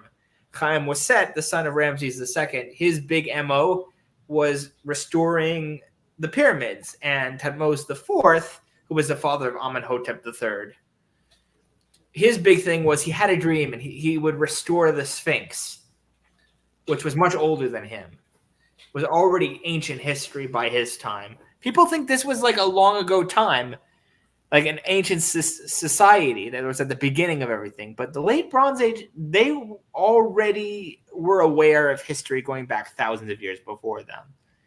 They were, from their perspective, a decadent modern society. Do you want to move on with the tier list, or do you want to let's see some more comments? I want to say something. It's more of a question. This one is kind of related to Akhenaten. Sweet, sweet love with Nefertiti and Nio, Paradise, or war in Canaan. Well, the rest of his family was like itching for war. Amenhotep III was kind of pissed that there was no major war during his reign. He wanted to have a war. So when there was this little rebellion in Nubia, he made it out like it was the end of the world. And he was this great hero who vanquished his 2 tribes in Nubia. Oh, wow. That totally doesn't sound like a current American politician at all. He was a very big-headed pharaoh who really liked his ladies on the younger side, if you know what I mean. So, echoing what I said before. Yes, exactly. No, he's not like Bill Clinton at all. No, Bill Clinton goes for people once they're 18. The funny thing is he cheated on his wife with women who just look like his wife, which I don't know if that's insulting or complimentary, but it seems pointless. Maybe it's somewhere in the middle. Maybe it's like, I find you beautiful, but I don't find you beautiful. I see. That's reasonable. Yeah, I think the question of like modern day Lebanese people, especially Lebanese Christians, seem really whiny. Like, oh, we're the biggest victims of history. And yet, the Sabra and Shatila massacres kind of suggest that they're not always the victims of these Middle Eastern history as they like to claim to be. Well, I mean, that's the thing. There is no such thing as someone that's always a victim or always a victimizer. True. I mean, like when you have these atrocities, the atrocity is transmitted like an STD. It kind of begins, there was no justification in the world that justified what the Nazis did to the Jewish people. And I want to make this absolutely clear. But when they did that, they passed on this STD of atrocity to a lot of these early Zionists. They wanted revenge, but they couldn't have revenge against the Germans. Because the America and the British needed West Germany as a Cold War ally. And so they had to pass on their revenge. What are they going to do? The Palestinians. And they create this historiography, which the Mufti of Jerusalem is this great Nazi sympathizer when he was kind of just a schlub who got played by the Nazis. Yeah, I mean, that being said, it's not like you didn't have issues before 45. That's true. The Zionists were already pretty brutal before, 45. Of course, they're carrying on what happened with Russia. Russia, which was worse than Germany until the Holocaust. Russia was like the king of the anti-Semites until the Russian Revolution. And a lot of anti-Semites like to overemphasize the fact that Jewish people were involved in the Russian Revolution, but there was nothing unjustified about what the Jews were doing in the Russian Revolution as a part of the broader population of the Russian Empire. The Tsars were terrible, absolutely terrible. That's off topic. I don't think there's a lot of really pertinent questions. I think we just move on now.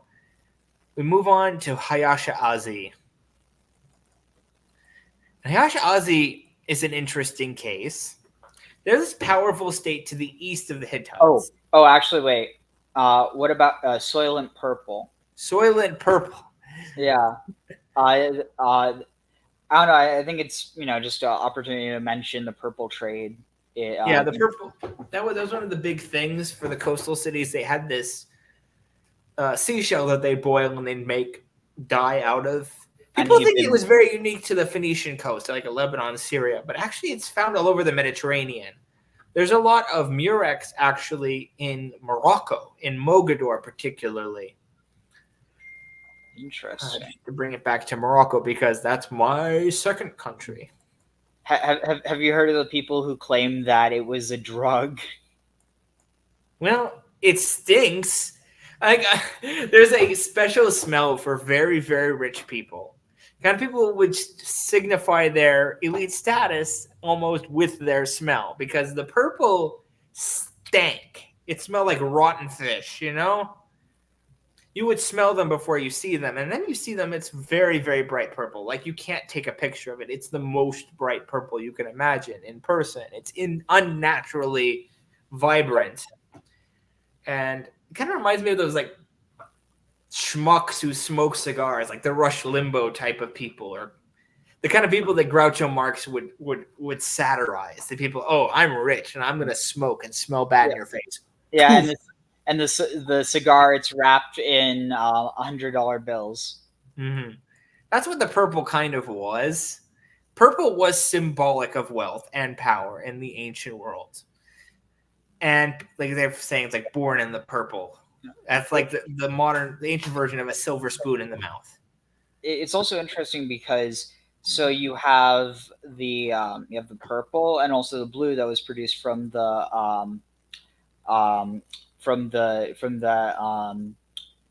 Chilazon or the Anhibima, but that it's so blue and purple from the same same snail, same shell, and then you have the red, which was produced by the Kermes. Oh my god, what was it called? Basically, like it's the same concept as like cochineal, except cochineal's from the New World, whereas the Old World is they're on like I forget which trees. Is it bay laurel trees maybe? I forget. Anyway, but that they have this like bright red. It's not blood, but it's used for making a red dye. And I've personally done this with cochineal out here in Arizona. And yes, like Barb said, it smells like death. I actually have a video of myself processing it. Like you can see the visceral disgust. It probably smells worse than they did, which is probably why they wore it. You're not going to smell stinky peasants if you already smell like rotten fish or rotten bugs. Now we have. Let's move on to Hayasha Azi. So that's a big kingdom. There's actually two kingdoms put together, Hayasha and Azi. And they are kind of based around the two big lakes in modern-day Turkey, Lake Van and Lake Erzurum, if I'm not mistaken. But they're kind of seen as the founding civilization, the earliest civilization at the base of Armenian culture. So, but they are objectively Hurrian at this time. Hurrians are a big deal. Where we got that? Hayashazi. You got beautiful lakes. Lake Van. It was a rich agricultural region. It was also subject to trade. There were fertile valleys bisected by mountain ranges, I think. So And it was the battleground between Mitanni and the Hittites when Hittites was losing. When the Hittites were winning, the battleground was Ishua and Alshe, which were closer vassals of the Mitanni. And eventually the Mitanni themselves, their heartland, was conquered and subjugated by the Hittites. And so do we know where their capital was? Not for certain. And at least I don't. I have an idea. To my knowledge. Just take one out of the good old playbook. This was their capital. See, don't you see? You can see here. Here's the city. You just have to look close. Mm-hmm. I think Hayashazi could be considered a pretty decent lesser king, and I think they're definitely stronger than Alashia. What do you think? Well, what I will say for certain is this is an interesting way of spelling monastery. Monastiri. Monastiri. Surp Harutun Monastiri. But yeah, I mean, I'd have to say, honestly, I don't know enough about them, so I'm just going to guess maybe like vassal? Or would they be lesser king? Well, they were able to sometimes, give some L's to the Hittites. I don't think they're as strong as Ahiawa. They're never referred to as a great king. The king of Hayashazi is never referred to as a great king.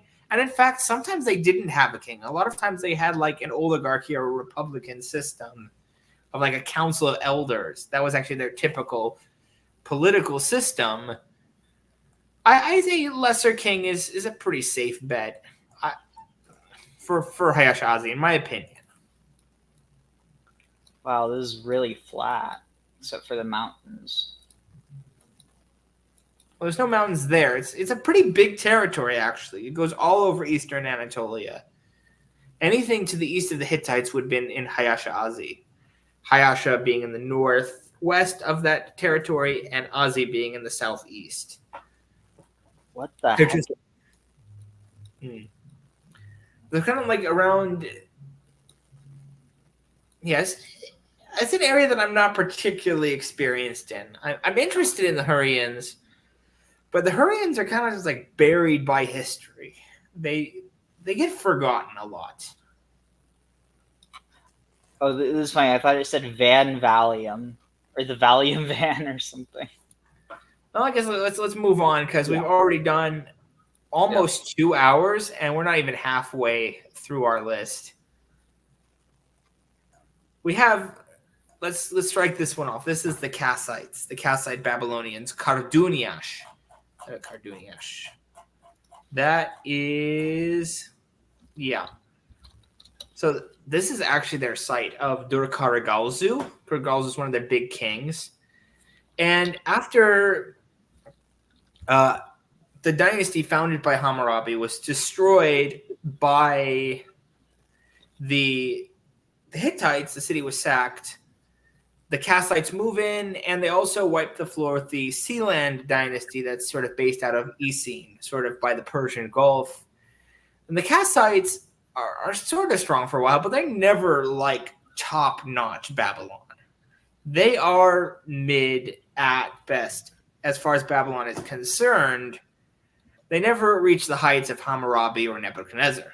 But they do manage to secure a diplomatic alliance with Shuppiluliuma with their princess, Malignal or Malnikal, depending on the interpretation, who marries Shuppiluliuma, who divorces his first wife, sends her to Ahiawa, then takes this new woman who all of her stepsons are bitching about, you know. Mercilessly actually accuses her of sorcery. Like the evil stepmother of Hittite politics from mysterious Kassites. I like a Cold Examiner's comment. Bear people. I personally think it looks like man bear pig. Yeah, it's meant to be a mastiff. Man bear pig. Was So this is just Babylonia. You don't really need to show it. It's just like Babylonia. They have their own capital of Dur-Kurugalzu. how do you spell it? D-U-R.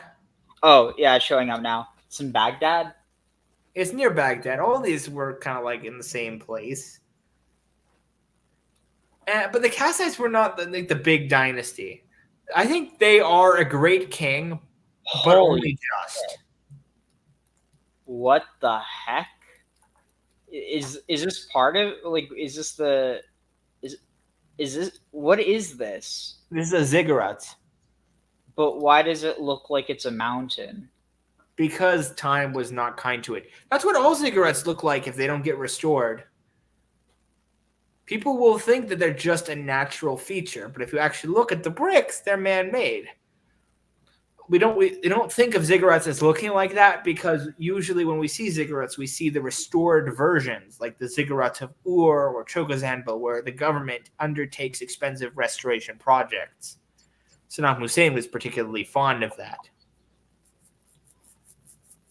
So, wait, so it would have originally gone all the way up to the top and it would have been like stepped all the way there? Probably even higher. That's just the core of what was left. Wow. I mean, it was a kingdom of Babylon. It just was the third best kingdom of Babylon after the Amorites are number 2, Chaldeans are number 1. Chilling with the Chaldeans. It is kind of interesting though that like everybody, I feel like the focus on the Chaldeans so much has a lot to do with both the Chaldeans and the Kassites. I think has a lot to do, at least in the modern world, with probably the Hebrew Bible and the fact that people see, oh, Abraham was from Ur of the Chaldees, and so that end up kind of missing the fact that it's an anachronism.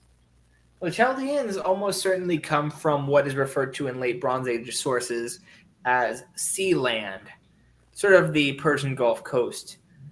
They're the marsh Arabs, essentially. I thought Sealand was another one of those Micronesian places. It is, but this is the Mesopotamian sea land, not to be confused with the wackadoo sea land out there in the ocean. That's actually not really a land, but it is on the sea. Yes. I put them in Great King. Yeah, I agree. Now we have Kashkan. Wait, I thought this was Tarhuntasa. Tarhuntasa is... I gave a different one to Tarhuntasa. I think I made this one with the Luwian hieroglyphs. I made this one Tarhuntasa. This one could just as easily be Tarhuntasa, but I couldn't find a good piece of art from the Kashkans because they stink at art and everything. Let's look at what I put for the freaking Kashkans because they're just barbarian warriors of the north, and they also had like pork. They had a king at one point named Piapoli who got wiped out by Shupaliliuma. Wait, so they had pork, and then the Karduniash had bears. So does that mean? And then they're both men. Is that how you get man bear pig? Yeah, I guess. Although it's supposed to be a mastiff, but it's okay. A doggy. Hey, mastiffs are the bear of the dog world. That's true. Where do we put the Kashkans? Because they could trouble the Hittites, but there's no way they're great king status. I mean, they're not organized enough. I'd say maybe in between lesser and vassal. So probably the top of vassal or the bottom of lesser? Bottom of lesser. Although I still think when it comes to the military, they would beat Al-Ashia. And they'd probably also beat Hayasha Azi as well, militarily, but their organization kind of stinks. Yeah, you might be able to beat someone militarily, but if they can pay you something that makes it worth your while to not go after them, hey, that's a benefit. So this one's Carchemish. I like Carchemish because it sounds like car crash. Well, it was kind of a car crash. Carchemish was originally like the #1 urban center of the kingdom of Mitanni. But it got conquered by the Hittites, and a junior branch of the kingdom of the Hittites. What did they do to it? I'm guessing it's one of those sites that just ended up getting wrecked as a result of wars in that particular region. Yeah, there's nowhere to do a street view. Back to the story of Carchemish. So after they get conquered by Shuppiluliuma, he puts his middle son, Piashili, sometimes as in charge of the city, and the descendants of Piashili continue ruling this city even after the Hittite Empire falls. So it's one of the last refuges of Hittite culture. They don't really have like a completely independent political system from the Hittites, but they are a secondary Hittite state that happens to be in Syria. Oh wow! So their patron goddess was Kubaba. Mm-hmm. Interesting. See if I can find my. Carchemish is this really old Hurrian city. Like it goes back well past the Middle Bronze Age. Where is Carchemish? And they have a river. Wait, I'm confused. What looks like Phoenix, Arizona? Yeah, kind of. Carchemish, yeah, it was ruled by the Hittite king, son of the Hittite king, Piashili, but his father made him change his name to Shari Kushuk, which is a Hurrian name. So I put it down as Shari Kushuk. Let's see. So, I just want to make sure that I have the right location. Okay, northern part of the region of Syria. Is this it? Because I feel like, yeah, that could be. I think it's in the upper Euphrates. Shit, I really hope that this isn't it, because that's devastating. If that wait, Carchemish.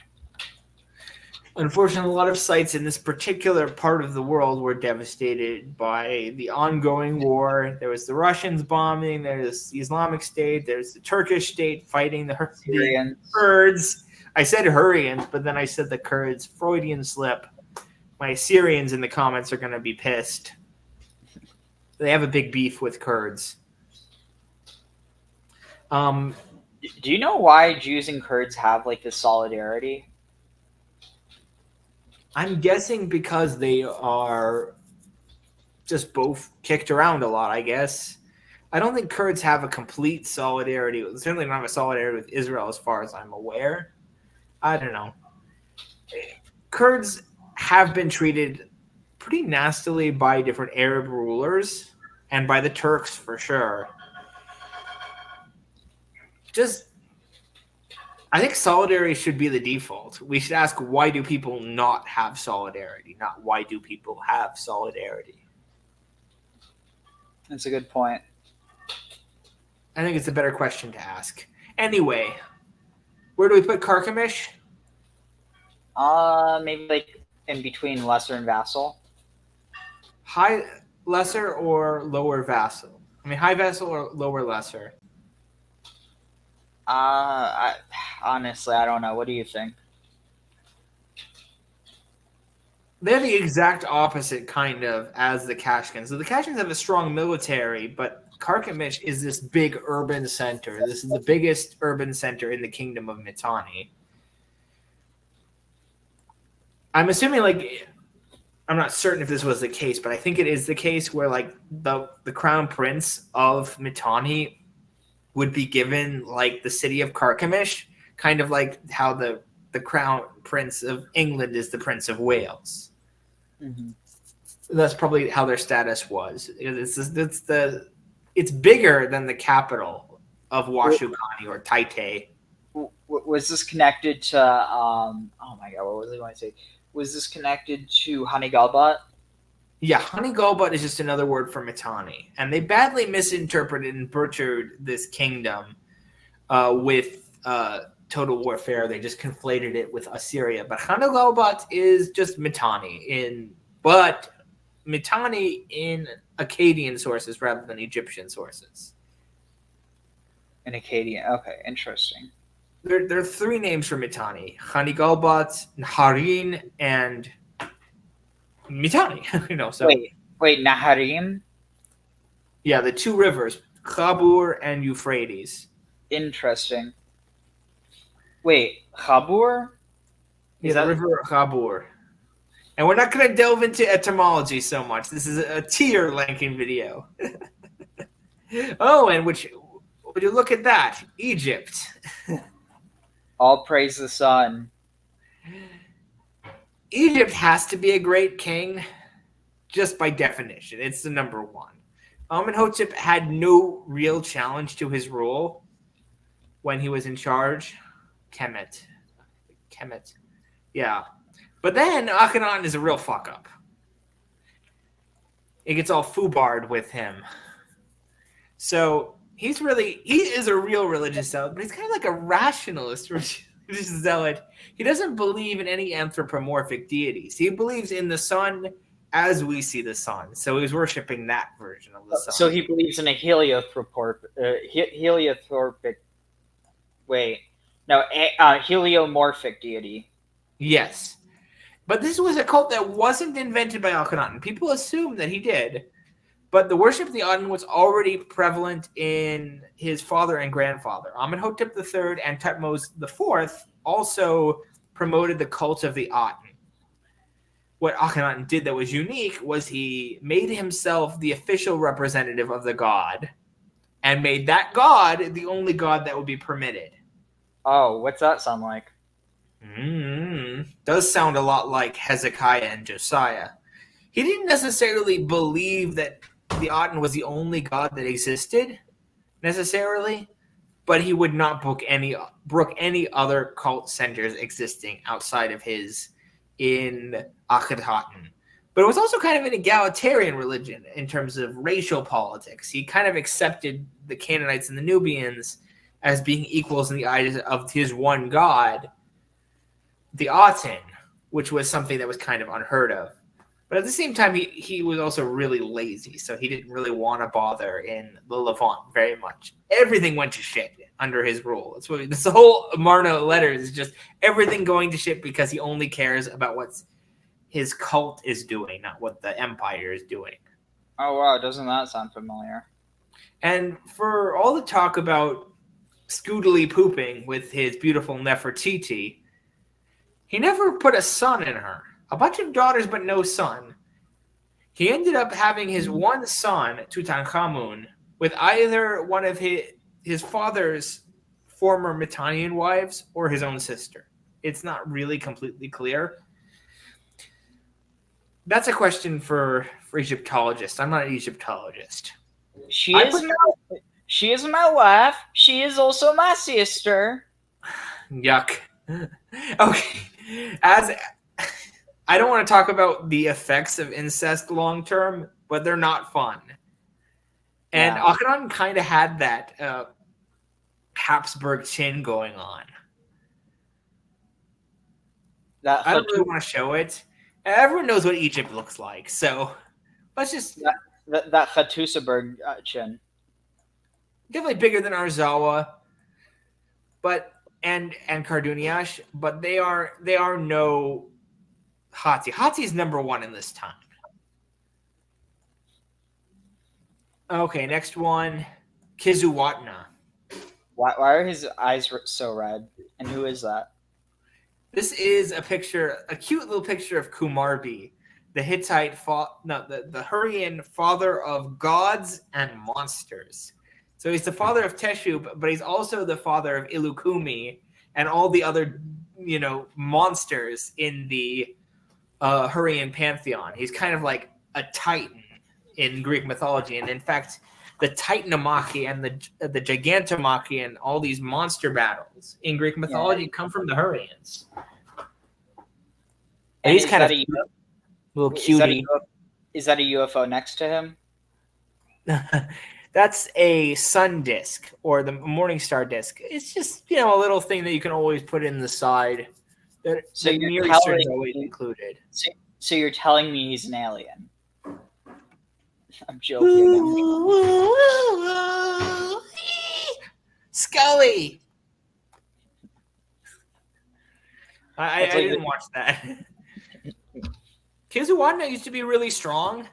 It was the buffer state between the Hittites and the Mitanni, so both of them kind of wanted Kizuwatna to be strong, but it kind of had collapsed and was no longer a major player at all during this period, during the Amarna period. It was big in the 1400s and the 1500s, but by the 1300s, it's no one. Kizuwatna. So that's like in the Taurus Mountains. Interesting. And then in Egyptian, it was called Kode. Yeah, it's the land of Kode. They came back pretty quickly as a Neo-Hittite state in the Iron Age, but Kue or Koda, depending on the sources. Kizuwatna really thrived after the fall of the Hittite Empire, but at this time, I put it in Vassal King. It's definitely bigger than these guys, though. But I don't know. I'll put it between Gezer, because Gezer had an independent foreign policy. Whereas we don't even have like a king who's recorded his name in this period. But it is a big territory.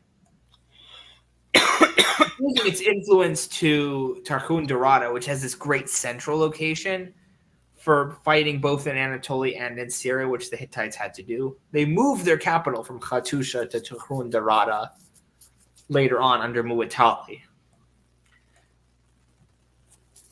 Are you showing this sort of region?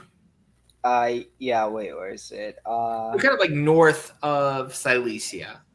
What they would have called in classical antiquity Isauria. So like ISAU. Yeah. So we know about this Isauria, which is the last remnant of traditional Anatolian culture, even into the Christian age. There was a king named Zeno of Isauria of the Byzantine Empire who still had these associations with these ancient Anatolian cultures in late antiquity, which is a huge deal because for the most part, everything had become Hellenized and Christianized. It's a really unique part of Turkey, like the most backwards part in antiquity. Interesting. Is there any connection to Catalhoyuk? Probably. I wouldn't be surprised if a lot of these have cults that are adjacent to Çatalhöyük. Interesting. Okay. I am going to go back and move through. We have now Lucca. We're back onto... This is one of the few pieces of like really early Lycian art. This is probably based on an Iron Age sculpture. It kind of struck me as similar to the one of Shupiluluma II. The big bulging eyes and the same hairstyle. I did him as like a painting with some nice colors. And Lucca, that's the first hump. We were talking about Lycia before. It's one of the Sea Peoples. They were number one in piracy. Oh, okay, that really makes sense because the whole narrative of Amalek is that they attack the Israelites right as they escape the Egyptians as they're crossing the sea. The question is, which sea? is it the Sea of Reeds, or is it referring to a sea, or rather the Great Sea? In that sense, kind of like, I mean, like it's more so just the narrative that they're attacked by this quote unquote like roving band of pirates, for lack of a better term, but like land pirates instead of sea pirates. Mhm. And Well, so, any pirate can be a land pirate just the same as a sea pirate. Most of yeah, the sea peoples were land powers, They just happened oh, to come by the sea. so And they were defeated at sea, actually. so Lycia is like around here, right? That's kind of like around the hump. The first or the second? Yeah, the first hump. So one of their big cities was called Santhos. And you look in, there should be some like little bays and inlets and tiny islands that make it good for hiding as a pirate. Oh yeah. I wonder if I'm able to. Not quite as good as the Aegean coast, though. The Equesh were also fine pirates. The Equesh or Ahiowa, depending on what language you're using. The Equesh is the Egyptianized version of Ahiowa, probably. Oh wow, this is beautiful. And there you can see the island over there. Oh yeah, that's totally a pirate haven. Well, I mean, I don't mean it is, but it totally could be. Mm-hmm. Where do we put the Luca? Because I think they should be in Lesser King. They're not a vassal of anyone.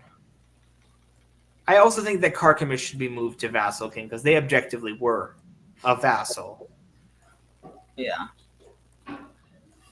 Maybe at the top of Vassal Kings because they perform pretty well, given that they are just a. Well, in Game of Thrones, they have the Karstarks that are from another line of the Stark family. It's kind of like that with the Hittites. There's no way Luca is a great king. Wait, did you just say the Stark family? Yeah, in Game of Thrones. Oh, sorry. I don't know why the first thing I thought of was Iron Man. You're the wrong kind of nerd for me. I'm the nerd that likes dragons and boobs. You're the kind of nerd that likes pew pew. Hey, you don't know me that. No, it's literally just that I think the reason it came to mind is because of all that shit with Terrence Howard. I've just heard Iron Man reference more recently. But no, I like Game of Thrones. I need to finish the series. I forget. I don't even remember where I am. Probably just have to start over. I don't see Luca as being a great king, but it's not a vassal king. It never really kind of is on the top end of vassal kings if it's a vassal king. But in this period, I see lesser king, and at the bottom of lesser king as well. I feel like Vassal King, like it's almost like it's kind of too specific. Again, like nothing wrong with the term, but I feel like it could be like vassal / king. Yeah. Or like a vassal and or king. I think we should just sort of like take it in middle areas of strength. Yeah, I'll just put it kind of here. I'll put it ahead of Carchemish for sure. It's definitely ahead of all these Canaanites. Because it's a regional state of its own. With its own identity that survived the Bronze Age collapse. And they're mentioned in the Trojan Wars. I mean, in the Trojan War narrative with Homer. Oh, this was funny. What was it that Graham said? Oh, something's covering it. Dang it. Graham. Yeah, he said, oh, yeah. Cilicia, home of the pirates before Somalia. Yep. Yeah, Cilicia at this time would have been called Kizuwatna. And part of it was also in what we'll talk about later called Mukish. And it wasn't really a big pirate haven at that time. They kind of absorbed some of that Luwian pirate culture later on. But originally they were kind of like Hurrian land pirates more than Luwian sea pirates.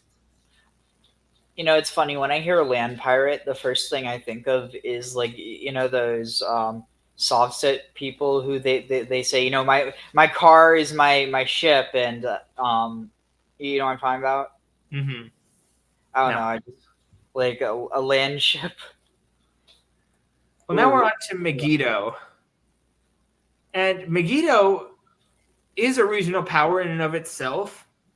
One of the biggest strengths that Megiddo has in the late Bronze Age is, besides that, it has really good agricultural land in the Jezreel Valley, one of the best agricultural lands in the land of Palestine. So what's your thought on the theory that the term Israel might actually have been a derivation of Jezreel?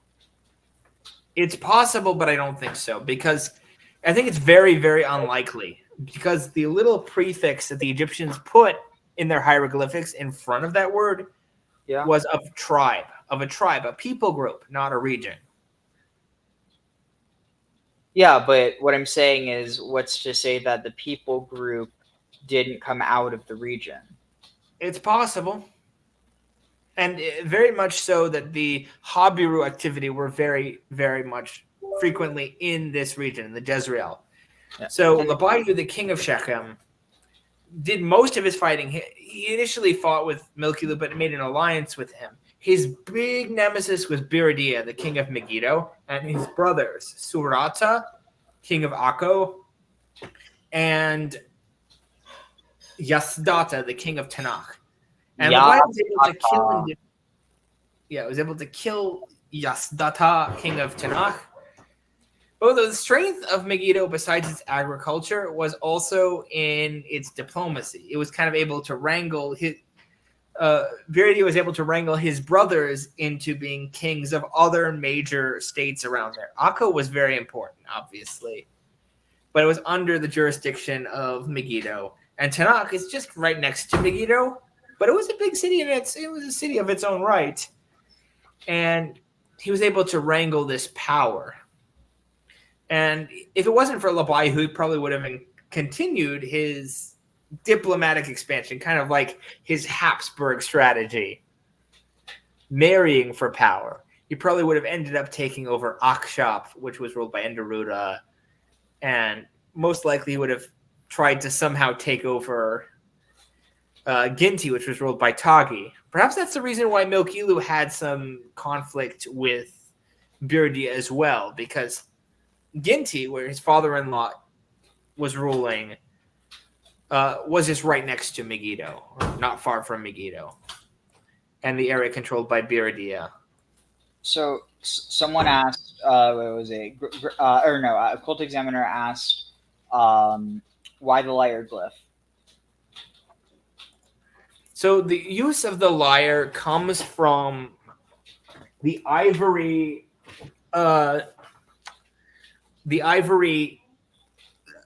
plaque that they found in Megiddo, which features a lyre player, and the lyre from the Canaanites is therefore referred to as the lyre of Megiddo. And I thought, well, that's a very convenient symbol, and it kind of represents that the king of Megiddo had a more peaceful strategy.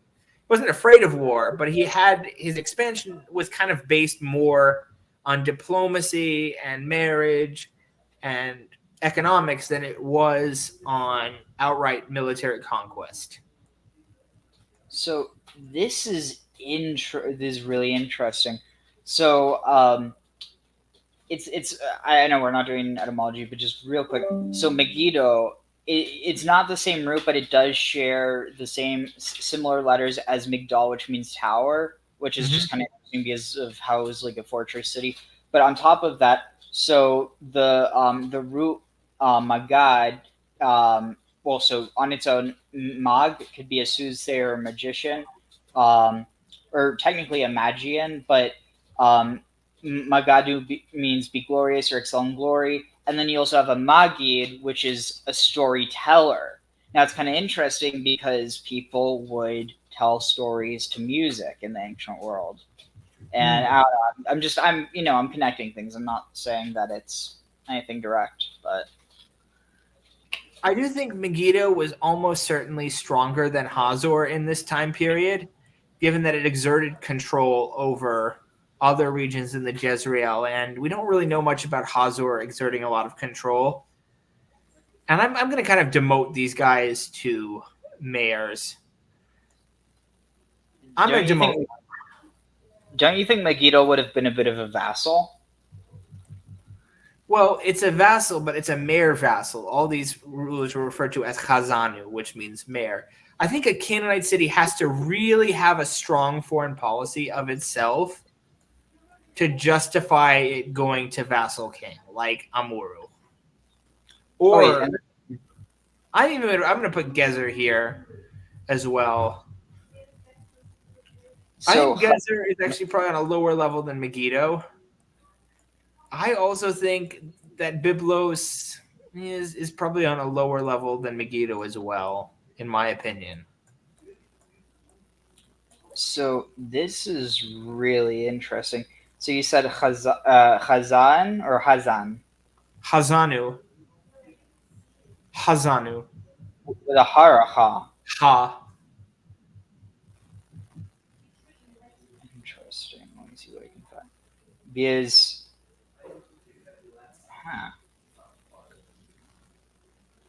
and then is that with a z or a sa? With a z, Zanu, or maybe Hajanu. I don't know. It depends on the dialect we're using. Mm-hmm. Let's not overdo it on the etymology. People find it really boring. At least if you're going to do it, talk about something silly while you do it. Yeah. Let's show Megiddo. Armageddon City. There were a lot of battles there. Yep. And what was this? Wait, Graham, what do you mean is Idrimi a playable character? What are you talking about? Yeah, Idrimi is the king of Alak, but he's about 100 years before this. We'll talk about his kingdom of Mukish that he founded. It's a big deal, but it's kind of losing power at this time. We'll talk about it later. In relation to the Odyssey. Odyssey. I don't know why. Megiddo looks so small like this, but then again, there's also a drone shot. I think a lot of people interpret the Phocaeans, which are mentioned in the Odyssey, as Phoenicians, but it's Phocaeans from Phocas. It's nothing to do with Phoenicians. They just assume they're Phoenicians because they're good sailors. Did I say boobs? I said boobs. Dragons and boobs. Game of Thrones. I say a lot naughtier words than boobs. Boobs. I didn't say boobs. I said boobs. Boobs.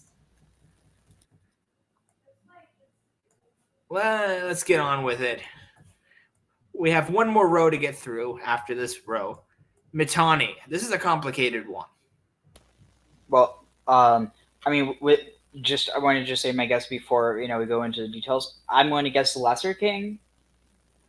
Yeah, like it would be of the Canaanite kingdoms. I don't know. I mean, they defeated Labayu, but they kind of fumbled him at the last minute. So wait, Mitanni? No.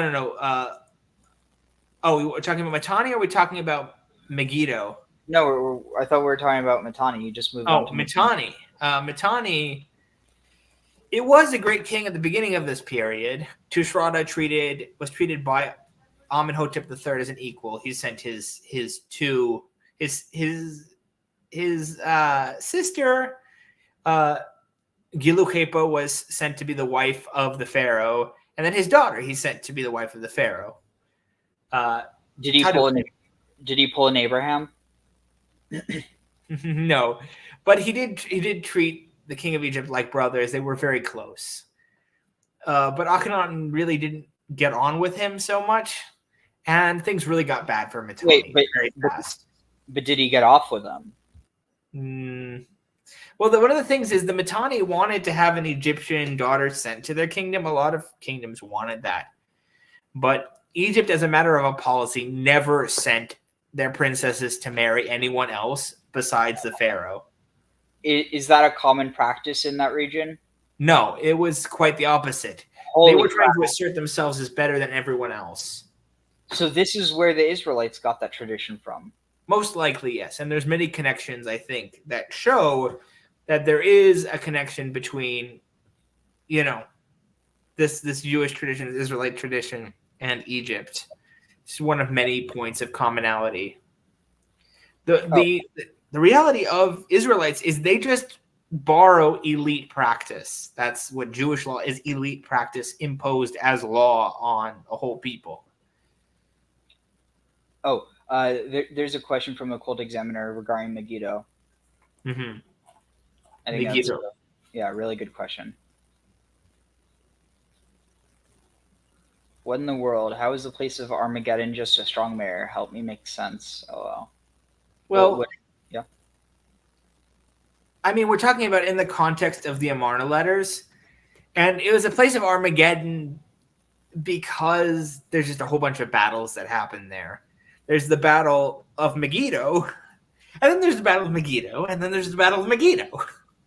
I mean, I should distinguish them. There's one in the 1400s BC between the Mitanni and their vassal of Kadesh and Egypt, and Mitanni loses. I won't be mad, but I'm just trying to get through it tonight. Okay, so and of course Egypt wins, and then there's another battle of Megiddo with the Assyrians and the Egyptians in 620, which is an apocalyptic battle from the perspective of the Hebrews, so they make it Armageddon. And then there's a battle in World War I. So, really? I don't know why I didn't know that. And then there's the battle that people are waiting to happen. Which given the West's foreign policy, could very well happen. Well, I mean, like, their foreign policy is influenced by religion. A lot of the people in positions of power in America are ignorant religious numbskulls who actually believe in this stuff and are working to make it happen. And they also believe in aliens, which is why we had a government hearing on aliens in the Congress, which was fun. That's the first time I actually watched a congressional hearing from start to finish. I early and couldn't have enjoyed it. But it's sad. It's like, the wackadoos have taken over. The lunatics took over the asylum. And the nuclear weapons. Of course. Okay, well, Mitanni. What is there to say about Mitanni? Like, out of the political vacuum from the Hittite sack of Aleppo and the destruction of the kingdom of Yamhad and Mari, they kind of fill that space in northern Mesopotamia and eastern Syria and southeastern Anatolia. And they absolutely, are dominant in that region for a while. But then Hittites come back and Egypt comes in.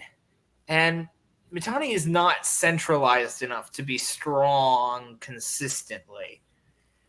They're loved by their vassals because they take a light hand. They don't usually commit a lot of atrocities.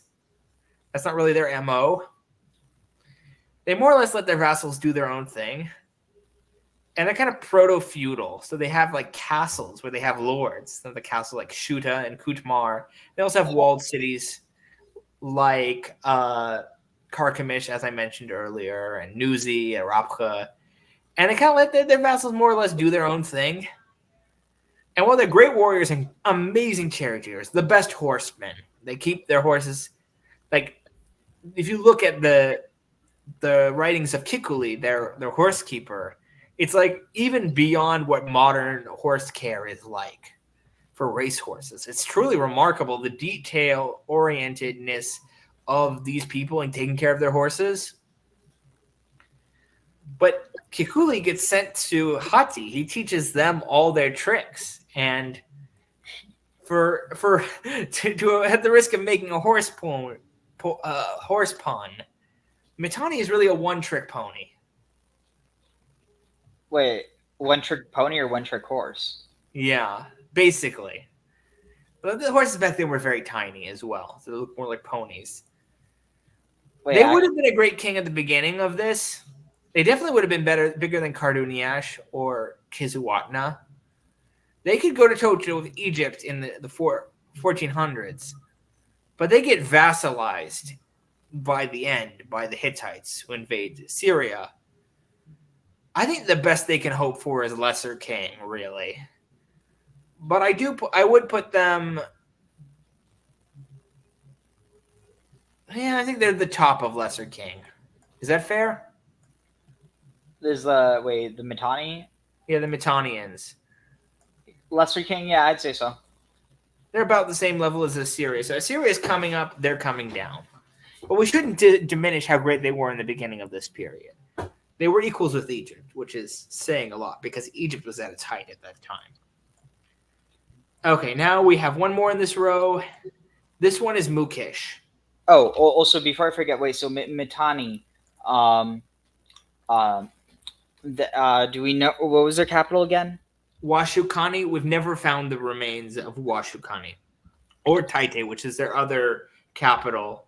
We have found Carchemish. We have found Nuzi, which has a chronicle which mentions it was like most of what we know about Mittani comes from their vassals on the periphery, from Nuzi, which is in Mesopotamia, from Alalakh, which we're about to talk about, which is on the Hatay province of Turkey, sort of like Antioch, the area of Antioch, and we mainly don't. We're only recently excavating these Mittanian sites. The fact that they're so obscure kind of protected them from the desecration of the Islamic State. So they never were destroyed because they were still buried, you know. Interesting. But they're in this really chaotic region. They recently discovered a new Mittanian site, which was really cool because they found like painted walls. We do know that their elite may have been Indo-Aryan, and they had different Indo-Aryan deities like Mitra, Indra, Surya, Varuna in their names. But their primary population was Hurrian. Here, I think I might have found an estimation of where it was.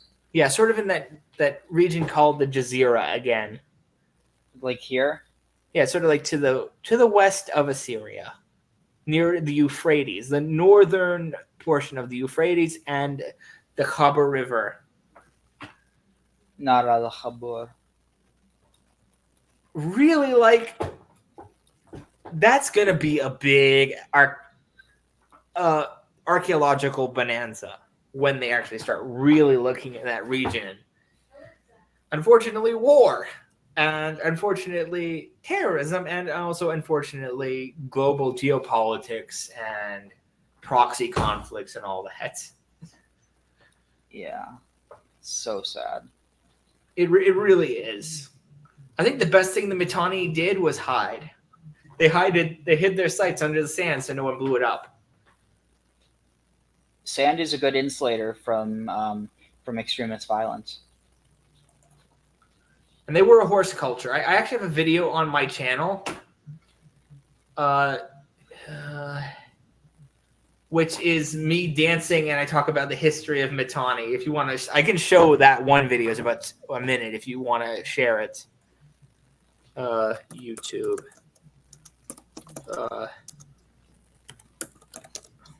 It's a cool one.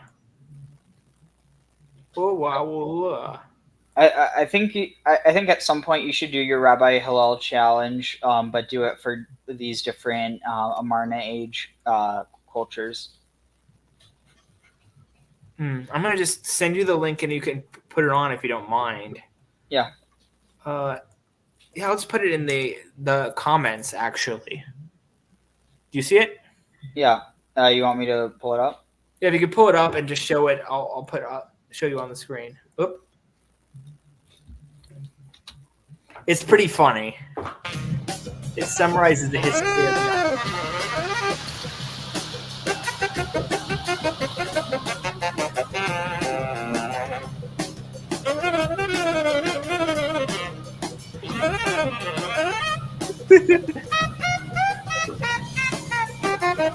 I started doing these dancing with the swords and the shorts.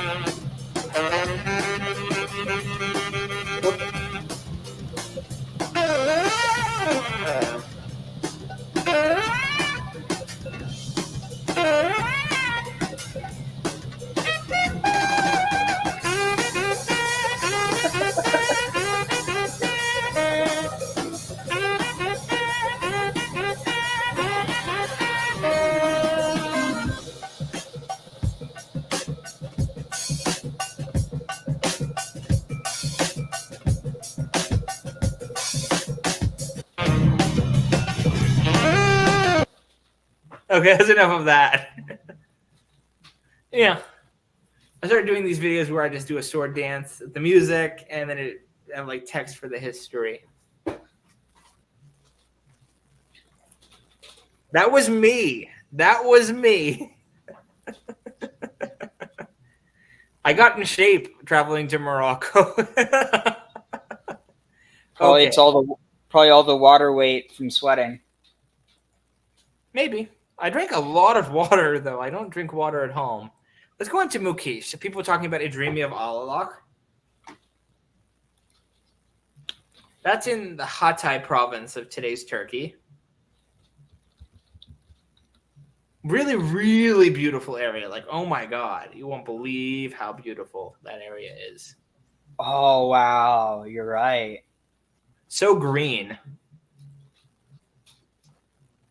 This is fucking beautiful. I think one of the most beautiful places I've been in my whole life is Antakya in Turkey. Underrated. Oh my God, so underrated. Unless you're Christian, then you know about it, you know? Oh, Ibiza was like a big holy see. Yeah, it was the big historical site for Christianity, and they have the tomb of St. Mark there. My dad has a friend named Mark, but he's no saint. He always ogles much younger women when we walk by. And then a few religious Jews came by, and he started messing with them. It was so funny. Where was this? In Tucson. Yeah, I think he has like the Parkinson's.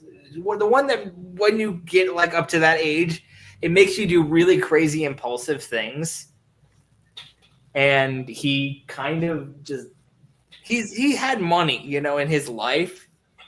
He had money, and he was handsome, so he got away with a lot of stuff. But now he's old and skinny and creepy and really tall. So, and I don't know. It's a weird thing. Wait, so basically he's a Nephilim?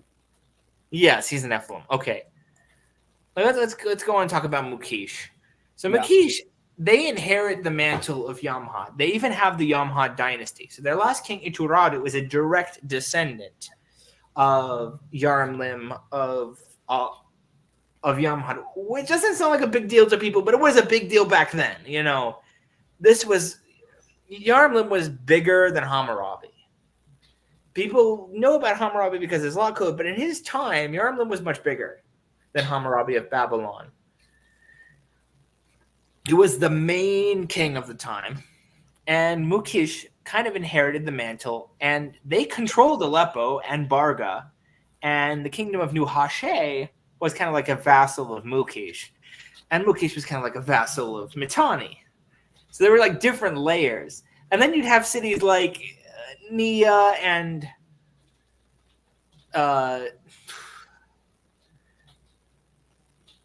Abzuia that were vassals of New Hashay. So there's different levels. But Syrian history is very complicated, especially in the late Bronze Age, because the paucity of sources, and then it's just neglected by historians in general. They don't talk about it. People love Palestine. They hate Syria. Why do you think that is? People are threatened by Syrians because Syrians are better than them. I'm just joking, man. But Mukish, you know, that's the kingdom of Idrimi of Alalak after Yamhad was conquered by the Hittites. He flees to the kingdom ruled by the in Alalak, ruled by the cadet branch of the Yamhad royal family, and he usurps them. And the Yamhad royal family continues on for hundreds of years, and they get a lot of their power back. But the Hittites wipe the floor with them. And most of their territory goes to Ugarit. So Ugarit becomes the hegemon of North Syria at this time, and the heirs of Aleppo. Wow, so this is like right on the border with Syria. Yeah, it's just north of Mount Zapan. So really culturally, historically significant, especially for the Hadad cult, which is the big cult of the late Bronze Age. For Egyptians and Hittites, They take this cult that's the combination of traditional Canaanite Baal worship with Akkadian and Hurrian influences. This becomes the universal religion, which is why they call any kind of paganism in the Bible, they call it Baal worship. Because Baal worship is the universal paganism. Well, I mean, what's even the point in saying pagan? It's almost like it's the default at the time. In the Near East, certainly all of it is related to Baal, Hadad. And Zeus. Zeus is kind of like a version of Teshub or Hadad. Or Thor is a version of Teshub and Hadad. It's the universal thunder god. Interesting. I wonder what's on the top of Safon. Is this Baal's house? Wow, you found Baal's house? I never thought of looking at it on Google Maps. Wow. Neat. Because I actually went there and I saw it, when I was in Turkey. I wasn't supposed to talk about that. Let's move on. Where do we put Mukesh? Maybe like a vassal king? Do we put it ahead of Luca or behind Luca? I'd say probably maybe ahead, but like almost on equal footing. And relative to Carchemish? Maybe Carchemish after. is on the rise. So Whereas maybe Mukesh collapses. yeah. So put it after. Yeah. Okay. And then Occult Examiner asked, so is that on top of a mountain? Yeah, it's the top of Mount Sappho, and it's also called Mount Kalitz. Mount Cassius. There's like a name in every different language. So it's Jebel Akra in Arabic, Mount Cassius in Greek, Mount Kasi in Hazi in Hurrian. Because they also believe. Safon. Yeah, Zapon. It's the universal center of the universal god, Baal Hadad. All praise Baal. And I'm not being sarcastic, I'm literal with that. We got through another line. Let's talk about. Why not talk about that? I have some secrets about my religion that I don't talk publicly until I'm ready.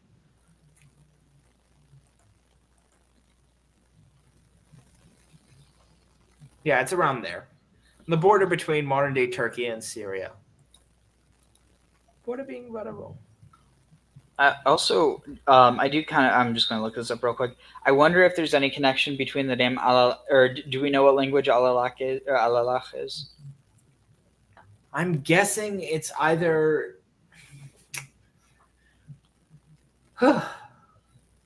It strikes me as a Semitic name, but it may also be a Hurrian name. I really don't know. I'm not an etymology guy. I'm not a language guy. I'm a politics, warfare, and religion guy. Yeah, like just what strikes me is that it might have some connection to to Al or Il.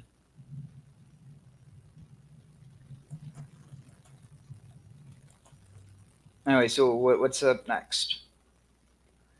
Oh, yeah. Let's just get a move on, as you say. Mm-hmm. We're gonna talk about Nukhashe. So Nukhashe was one of the vassals of Mukesh that kind of asserted its independence during the collapse that was coming from the Hittite invasion, but it didn't last very long before they got kicked down by the Hittites again. They had ties to Katna. In fact, Katna was previously a vassal of Nukhashe, and its royal family was related to the royal family of Nukhashe. Its capital was Ukalzat. There's an archaeological site that may be Ukalzat. I think it was called Khan Nukhani or something crazy like that. Don't look it up. It's nothing impressive. Farkhani or something. It's not a really neat place. It's just basically it ruled over all the areas of Syria between Katna and Aleppo. And their king Sharupshi was defeated and fled from the king of the Hittites and was betrayed by his servant Takib-Shari, who was made king of this region by the king of the Hittites. They are not really that amazing.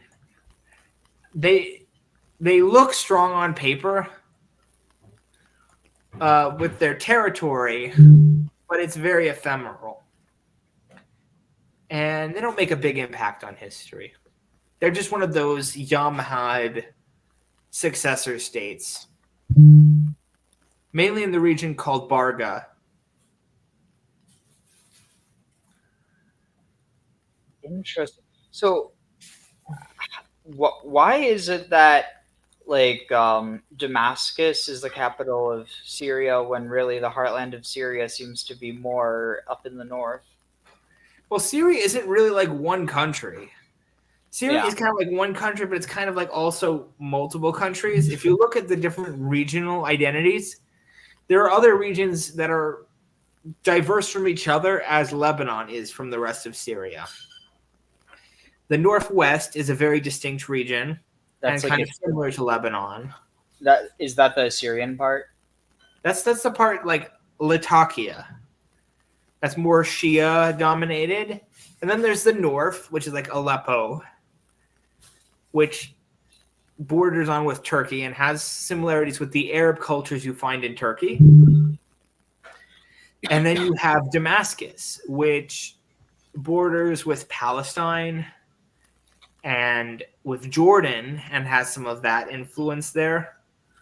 And then there's the whole Orontes River Valley, which is its own thing and one of those great centers, River Valley civilization. With the whole headwaters of it just to the east, these little tributaries that feed into the Orontes, which is where Katna is. So each of these have their own like little regional identities in antiquity and today. Syria is very diverse. And because Syria is diverse and complicated culturally, because of its geography, that may be one of the reasons why Syria is so neglected when we're trying to present a simplified study of the Middle East. It's very dense with meat. They got the shawarma. The shawarma, you said? Yeah, it's that's where the meat is of Near Eastern history, is in Syria, in medieval times, in modern times, and in antiquity.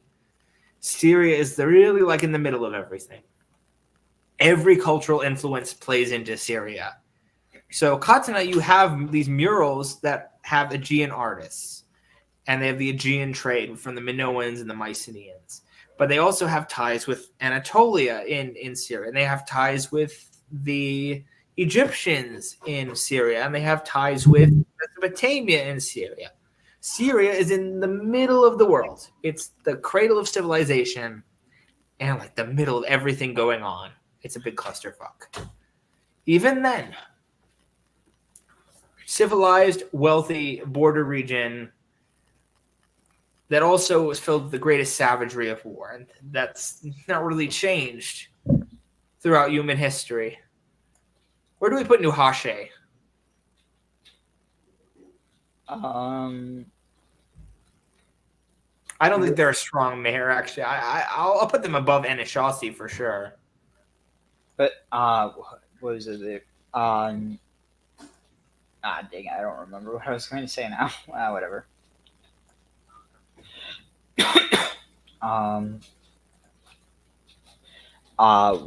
So what's the next place?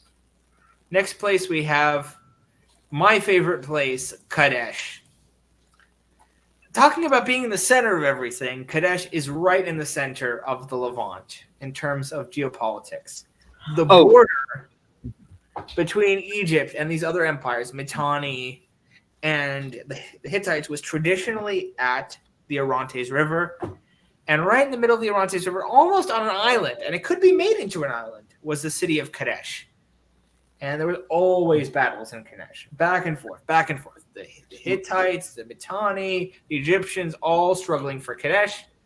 Yet Kadesh managed to assert an independent foreign policy under all of its rulers. Under Sutarna, who's basically started the beef between Egypt and the Hittites, with Darusha, who started the beef between the Egyptians and the Mitanni, and he started the beef, and then like Takama, who manages to assert control over the surrounding region as a vassal of the Hittites, and playing the sides against each other, and Ari Teshub, who kind of switched sides and back and forth, and then Nikmadu, who is the king of Kadesh during the Battle of Kadesh, who maintains control even though his overlord is in his city. You know, he still manages to have an independent foreign policy in the midst of this absolutely apocalyptic sized battle. Kadesh is pretty awesome on its own right. And it shares a root with the term for holy. Yep. Although there were lots of Kadeshes. This is the Kadesh on the Orontes. There's also the Kadesh that's Barnea, which is in the south in the Negev. And then there's the Kadesh that's by the Galilee. This is the big Kadesh. So also, before we forget, Graham mentioned something about Damascus. Damascus. Yes. Yeah, Damascus was a really big deal as well. It only got bigger as the Iron Age happened. They survived the Bronze Age collapse and only got stronger. And this combination of Hurrian and Amorite/Canaanite culture created the Aramean culture as we understand it, which still exists today. Where do we put Kadesh? Um, I'm going to say that they're kind of on the same level almost as Amuru. Are they bigger than... Yeah, they're definitely bigger than Kizuwata. I What do think you think? I think they're probably comparable to Alashia. Alashia. Where do we... Wow. Alashia is all the way up here. So are they bigger than Kashka? Certainly more organized. Yeah, weren't the Kashka mainly invaders? They were invaders. But like the Kadesh was seen as being a credible threat to invade Egypt like the Hyksos. So, yeah, but I don't know. I am personally biased, but I'll put Kadesh and Lesser King. They're definitely not great kings, especially not if Mitanni is in a Lesser King, but Kadesh is really quite strong given its situation. Continuing in the like Orontes basin, we have Katna.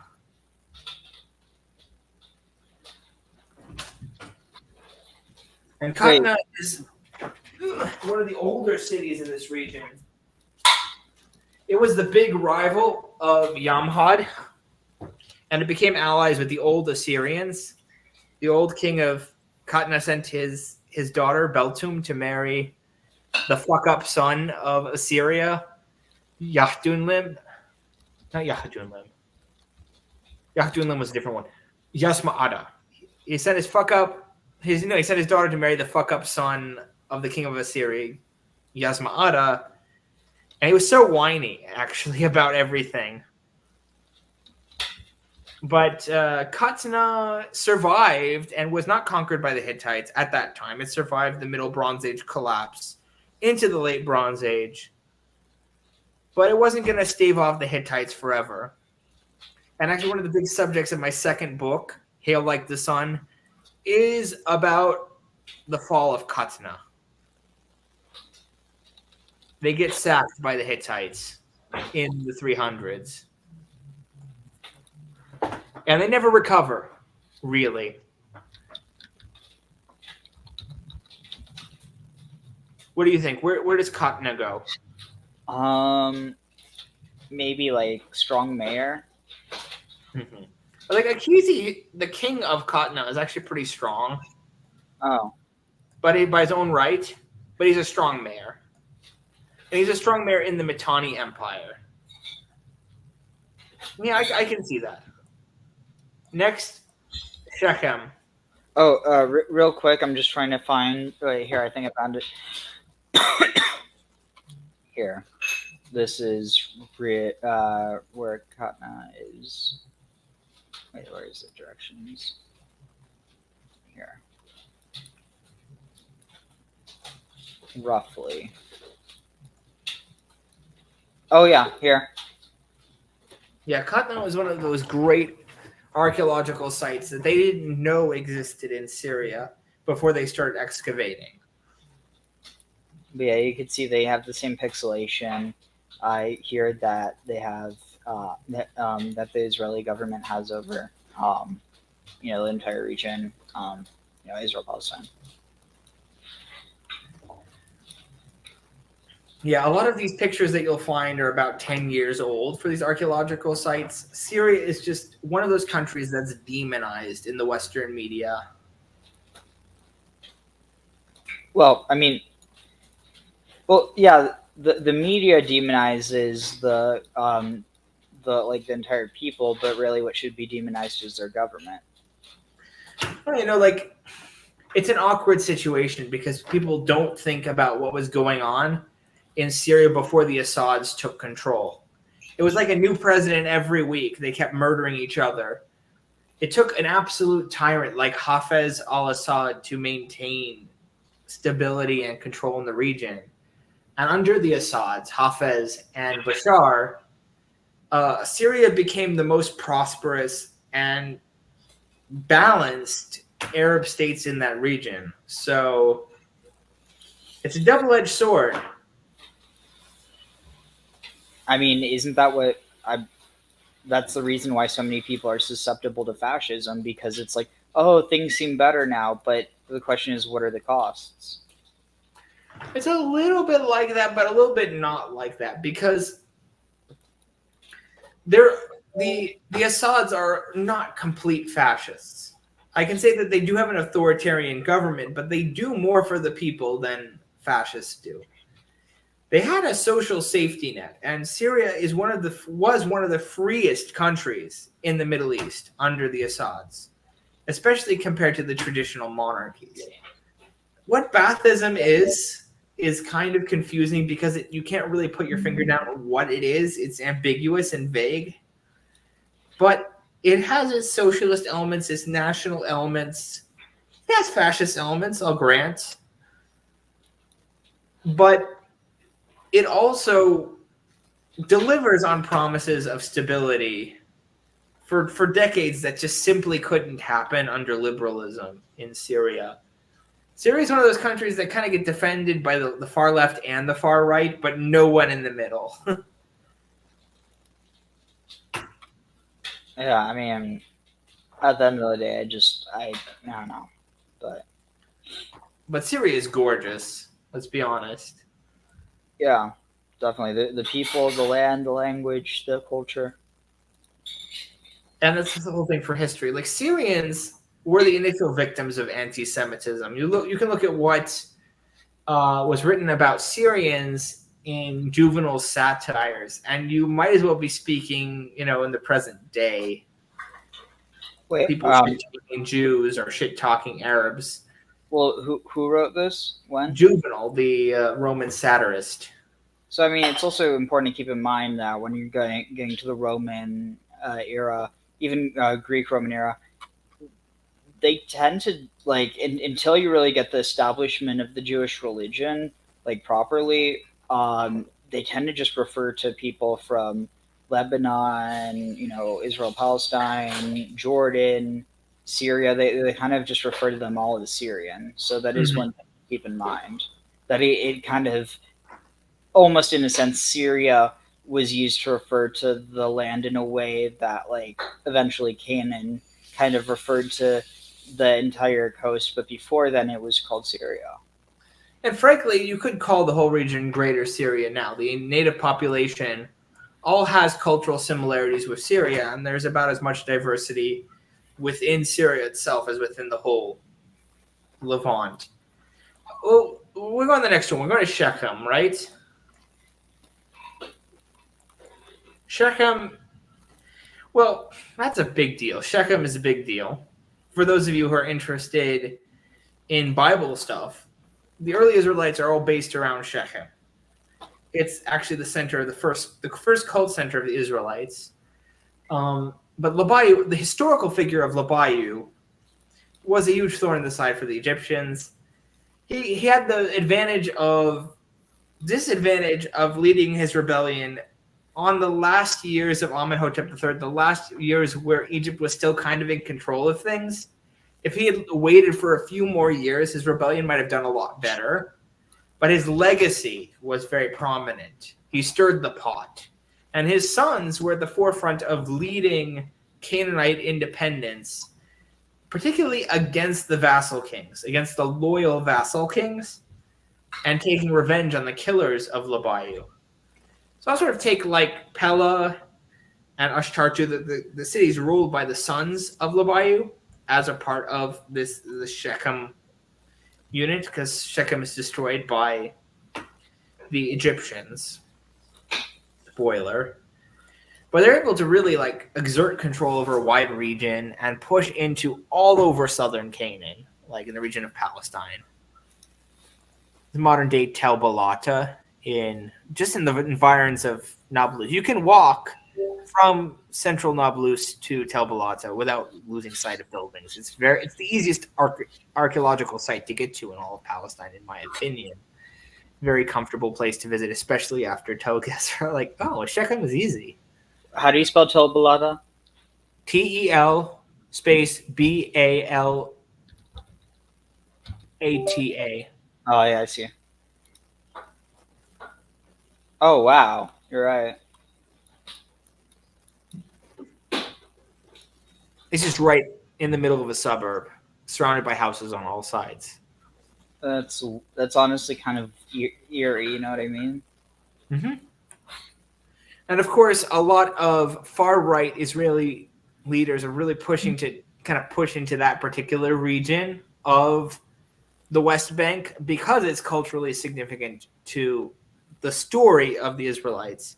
But there's really no connection between these. There's a very vague connection between the Israelites and the modern Jewish people. But they play up because of the biblical account features the harmonization of Judahite accounts and Israelite accounts. But they're really two separate things.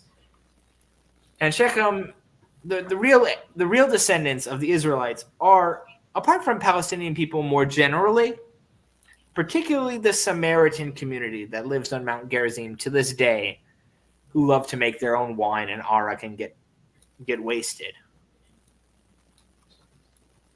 But yeah, do you think this is in Palestinian Nablus, or do you think this is the settlers?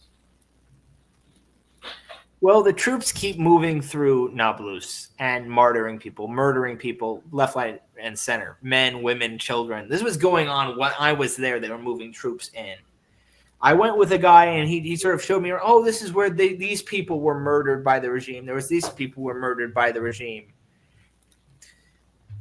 And, like, this was 2 months before October, so it's a really messed up situation, and I only put the blame on Israel and Netanyahu purposely provoking an attack. Particularly, we talk about Gina, which is actually relevant to the story of Labayu and Shechem, because that's where Labayu was killed. The modern-day city of Jenin is located on the ancient town of Gina. And there's a genocide going on. There's like shootings of innocent people left, right, and center in Jenin the month before I go there, and it's carrying on when I'm there. I'm like, can I go to Jenin? Is it too dangerous? And like, yeah, you're okay. You're American. Nothing's going to happen to you. They're probably basically right. But this was when I was there. The Israelis were massacring Palestinians in August and July in Jenin. I actually wrote a script for a video, but I never recorded and never put it out there because I had this rule on my channel that I wouldn't get political. But going there, I couldn't keep silent anymore. It's not just going to be about history. It has to be about politics, too. That's the Kohan Koletz thing now. So where do we put Shechem? Maybe like vassal or in between that and minor. I definitely put them ahead of Megiddo, even though Megiddo kind of defeated them. They're definitely stronger than about the same level as Katna, because Katna falls, but so does Shechem. You want to put them between Megiddo and Katna? Definitely stronger than Hazor. Definitely stronger than Gezer and Megiddo and Byblos. I could even see them as being stronger than Katna. I'll put them just behind Kizuwatna. Labayu and his successors were able to establish an independent monarchy, in my opinion. Now, I think we're on Sidon. There's not much to say about the history of Sidon in this period. It was kind of like a secondary Canaanite city. They had to deal with raids by the Habiru, and they were part of the conspiracy against Ribhada, which ended up murdering his family along with the ruler of Tyre, who may have been married into Ribhada's family. All of these cities kind of conspired with Amurru. I can't really say much more than that. I would say they'd have to be at the end of Strong Mare or the top of Weak Mare, probably. Yeah, I don't know. They're definitely smaller than Nuhashe. It's worth mentioning that the name is likely derived from the root, which has to do with fishing, or hunting. What was it? Oh my god, how am I? The root Sayad, which means like to hunt game, or also it could be to fish. And so Sidon probably means fishery. They're definitely stronger than Anishasi, but only just. And Tyre, they're basically, I think, in the same boat as Sidon in this period. They have the advantage of being on an island that keeps them protected from being invaded. But if I'm not mistaken, at this point of settlement, the Tyre that we know, the Tyre was Ushu, Old Tyre, which was on the mainland. So nothing particularly special about Tyre in this period. Their king was murdered as a part of the Amorite conspiracy against Ribhada. Wait, we're already on Tyre? Yeah, we're already on Tyre. There's not much to say. Yeah, did you show Sidon though? Yeah, let's show Sidon.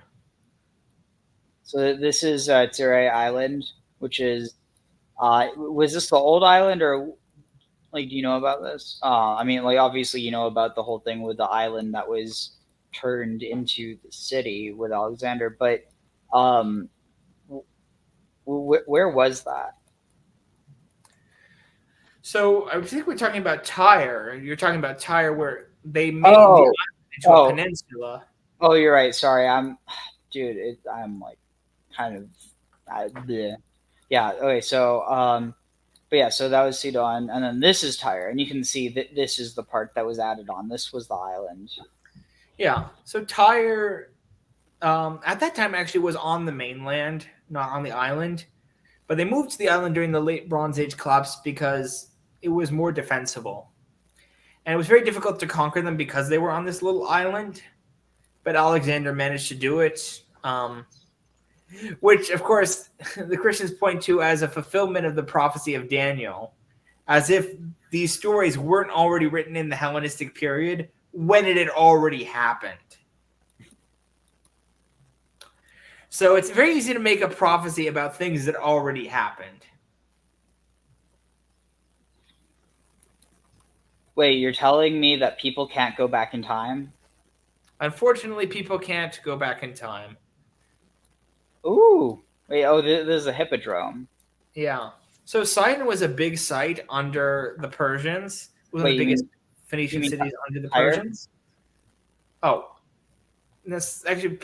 Tyre was the biggest one in the Iron Age. Sidon was the biggest one under the Persians. And the Sidonians helped Alexander conquer Tyre. They gave him ships. No solidarity between Phoenicians, I guess. In a lot of cases, people hated the guy from the town next door more than the foreign invader. You kind of see the same thing with how the Samaritans and the Jews respectively reacted to Alexander the Great. What? Do they turn on each other?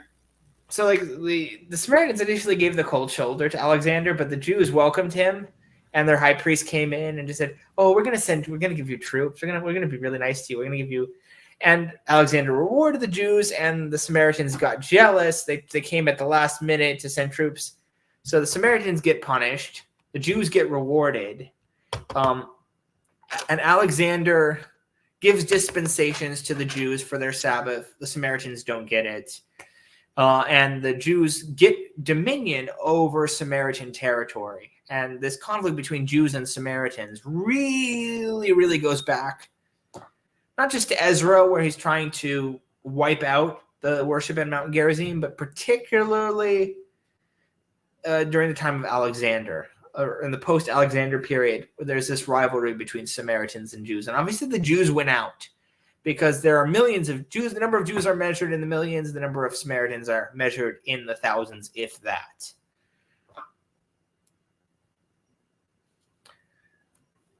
No. Let's talk about. Oh, I'm getting sleepy. I didn't have my dinner.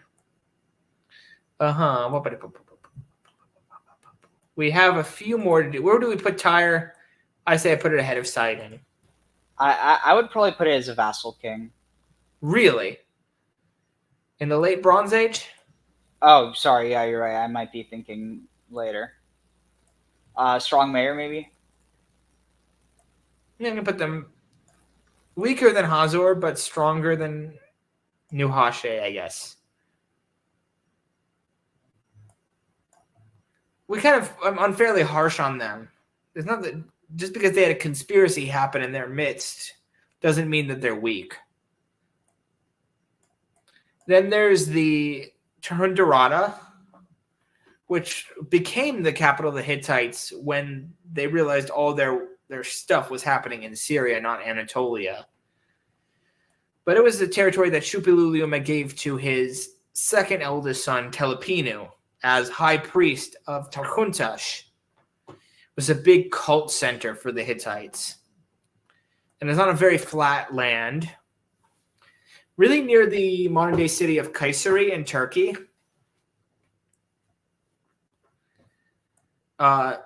It didn't really have an independent foreign policy at this time. And it didn't really have a king. I would give him a strong mayor for Tarhundarada. Or Tarhuntasha. Excuse me, Tarhuntasha.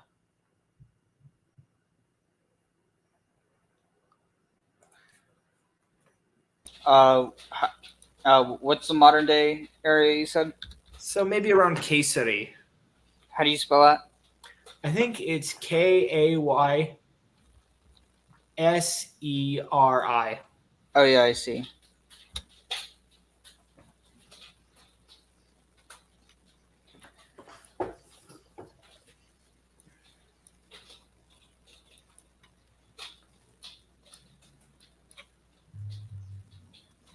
So sort of that geographical area. You also have those heads. There's it's sort of like right in the midst of Cappadocia. So you can see those Cappadocian mounds and the plains of Cappadocia. Very interesting geography. Good for chariots, but also good for defense because they also have those mountains that you can hide in. They have those cave dwellings that can show Gurme.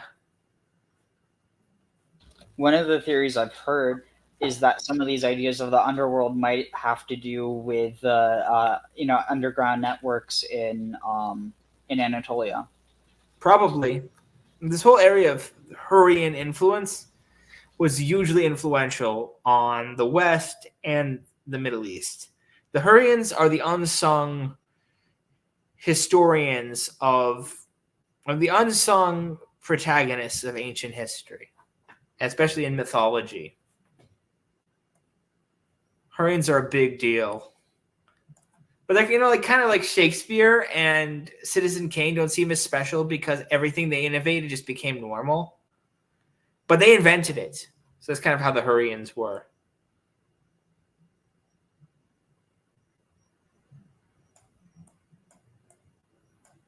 I put Tarhundarada ahead of these Canaanite states. Oh, you still have it on the Google Earth.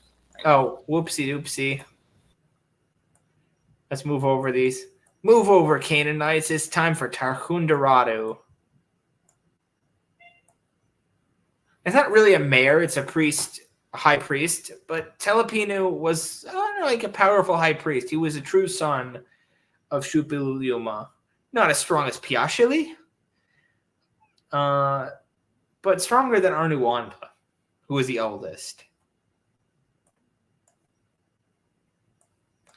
Next we have Ugarit. Everyone loves Ugarit.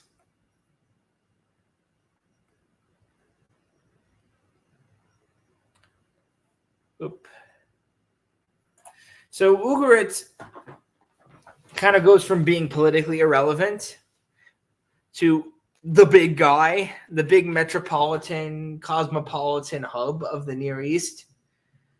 They take all these customs, they're really heirs of Aleppo in terms of their religious custom, but they develop it further, the philosophical elements, moral elements, and the diplomacy of Nickmadu II is absolutely brilliant. He plays the kings of the Hittites and the Egyptians like a fiddle. And you know how I told you earlier about how the Egyptians would never send a daughter to any other king? Well, there's one exception to that. Akhenaten sent his daughter, it's not daughter, his sister, perhaps Nebeta, to the king of Ugarit, Nickmadu II, which was practically unheard of.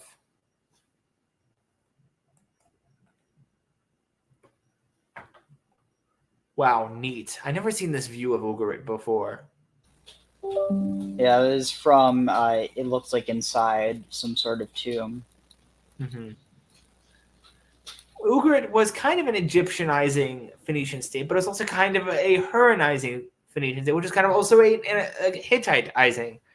And it also was the center of its own distinctly Semitic, Canaanite, Amorite culture, which made it the heir to Aleppo. It's the center of everything. It's the center of the world, culturally speaking. While Kadesh is strategically the center of the world, militarily the center of the world, Ugarit is culturally the center of the late Bronze Age. It's the crossroads of the ancient Near East. And it was also politically and militarily strong. It was able to take control of the territories formerly held by Mukish, playing its game with the Hittite king. But it was still able to maintain good relations with Egypt, even despite all that, because it was so important for trade. It was just an absolutely brilliant game played by Nickmadu II. You can't exaggerate, how impressive Nickmadu II was. He kind of is the exemplary Canaanite king throughout history, given how he kind of built the Ugaritic state from nothing. A real rags to riches story. Well, it was still, even he was like the wealthy king of a wealthy Canaanite state. It's riches to even more riches, but you take what you can get in the ancient Near East. There's no way he's a great king. Maybe a lesser? He's definitely a lesser king. Even though he is a vassal of the Hittites, he's not really a vassal of the Hittites. He's playing the Hittites. The vassals are, it's like he has vassals that are vassals to him, and he's a vassal to the Hittites. Yeah. But he doesn't really do what the Hittites tell him. He does his own thing. And also, he married one of his sons to the daughter of the king of the Hittites. Or the king of Ugarit married one of his sons to the daughter of the king of the Hittites, and another to the daughter of the king of the Amuru. And maintained enough independence, that they could kind of dictate how a divorce would go in their case. I don't know. Ugarit is amazingly overpowered for this time period. Yeah, but then they eventually they kind of just they're one of the first cities to follow the Sea Peoples later on, right? Yeah, because their fleet is a way helping the Hittites. But this is in the 1200s. In the 1300s, they're really coming into their own. I definitely put them ahead of Al-Ashia. They could, if they wanted to, they could bully Al-Ashia. I also put them ahead of Hayasha Azi. In fact, I think I'll just Oh, put them right behind Elam as the also, highest rated Canaanite city state. have you ever heard of this? Ugarit soda? Ugarit Cola. No, never heard of it. Yeah, But it's a Syrian brand. Ugarit is a source of Syrian pride. They have the earliest source of recorded music. They have the earliest recorded alphabet that we've deciphered. They are a huge deal. Ugarit deserves all the praise it gets and more. They're a big deal. We still have three more to get through. All right. We have Damascus and Dimash. Damascus. Mm-hmm. Another one that's mentioned in Kart Kadesh. For those of you who want to watch my cringy teenage Shakespearean movie, Upu. The region is called Upu. The capital is Damascus. A combination of Hurrian and Canaanite culture. They have good chariots. They fight with the sons of Labayu. They support Egypt. Their king is one of like the youngest sons of the kings of Mitanni, who kind of strikes out on his own in the Egyptian Empire to get away from the civil war in Mitanni, because Mitanni is always filled with civil war. That's kind of a feature of them. He does quite well for himself.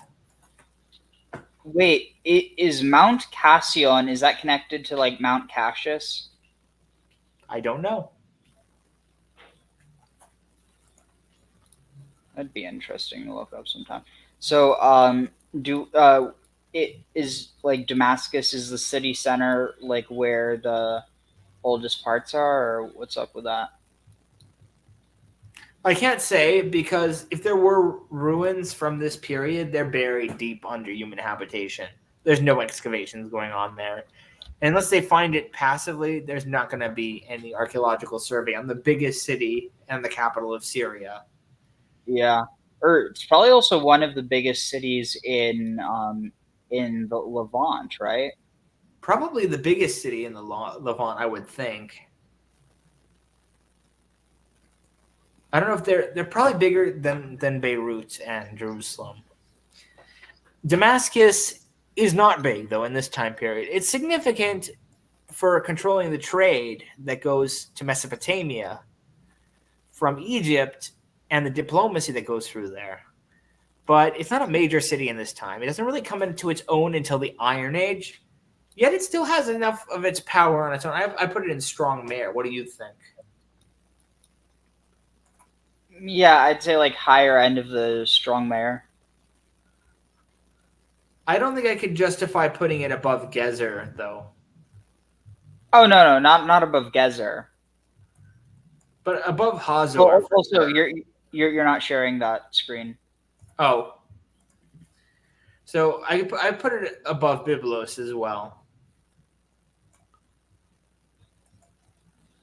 Below Gezer, but above Byblos. In the late Bronze Age. Wait, is it the blue and yellow one? The blue and yellow one is Byblos with Biblian syllabary, which has not been deciphered even till today. Wait, they don't. Wait, I forget. What's the syllabary? It's a writing system based on syllables. And there's the syllabary from Damascus, and we haven't deciphered it. Is there any thought that it could be connected to the Semitic writing script? Yes, of course. That would be the first thing they would think of. Unfortunately, they haven't figured it out. It definitely comes from hieroglyphics in some fashion, but no one has cracked it yet. It's like the Indus Valley script and the Minoan language. No one's cracked it. Mm-hmm. Okay. Jerusalem. Urushalim. Urushalim. Jerusalem. Beep, beep, beep, boo, boo. Oh, walabi kamagugabalo. Yeah, well, Abdi Heba is the king of Jerusalem, or rather the mayor. He refuses to identify as a king. He absolutely kowtows in his writing to the rule of Egypt. What is he actually doing in the background? He's using his Habiru to kind of bully other local leaders like Shuardata of Gath and the like. And he becomes a big rival of Milkilu and Labayu. And he seems to have survived their rampage and kind of did his own thing, kind of copying them. Jerusalem kind of has this reputation of being like the little brother of Shechem. And I feel like it's only fair to kind of put them kind of behind Shechem. Yeah. Vassal king, though? No. Definitely a mayor.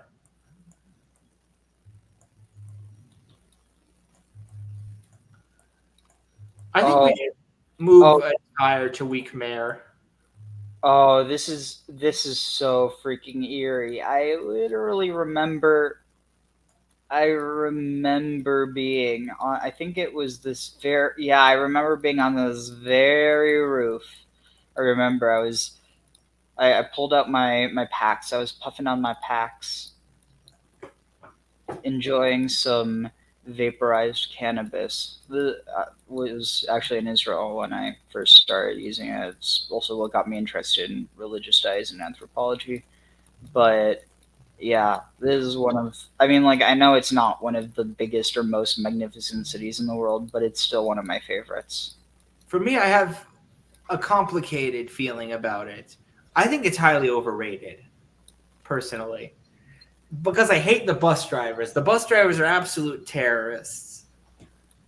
But I did meet one of my dearest friends in the whole world when I was in Jerusalem, and she absolutely treated me like a king.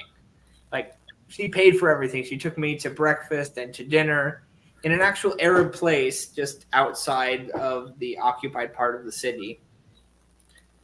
And when I was there, I was actually staying in an illegal settlement with an American woman, a preschool teacher, who had come to that occupied territory. And obviously we had interesting discussions, you know. But she gave me a good review on TripAdvisor, even though I was bad talking Israel to her, you know, because I understood how to clean my room. The normal guests could not handle that.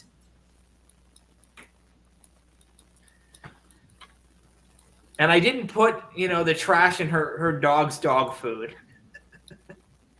What? I was talking about the American woman I stayed with when I was in Jerusalem. No, but wait, is that something that people do?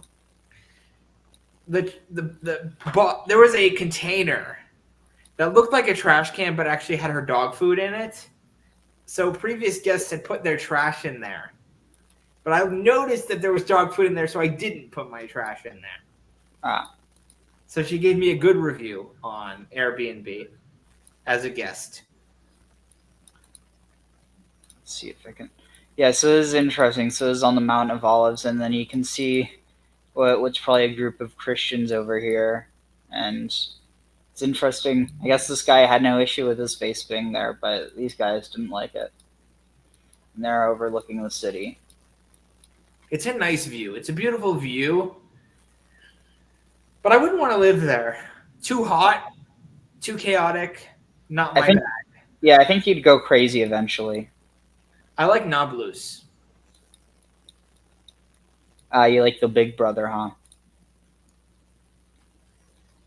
Yeah. So, but to be fair, I didn't like Ramallah either. So I forget what was Ramallah called before Ramallah. I have no idea. I don't think it was a big site in the Bronze Age.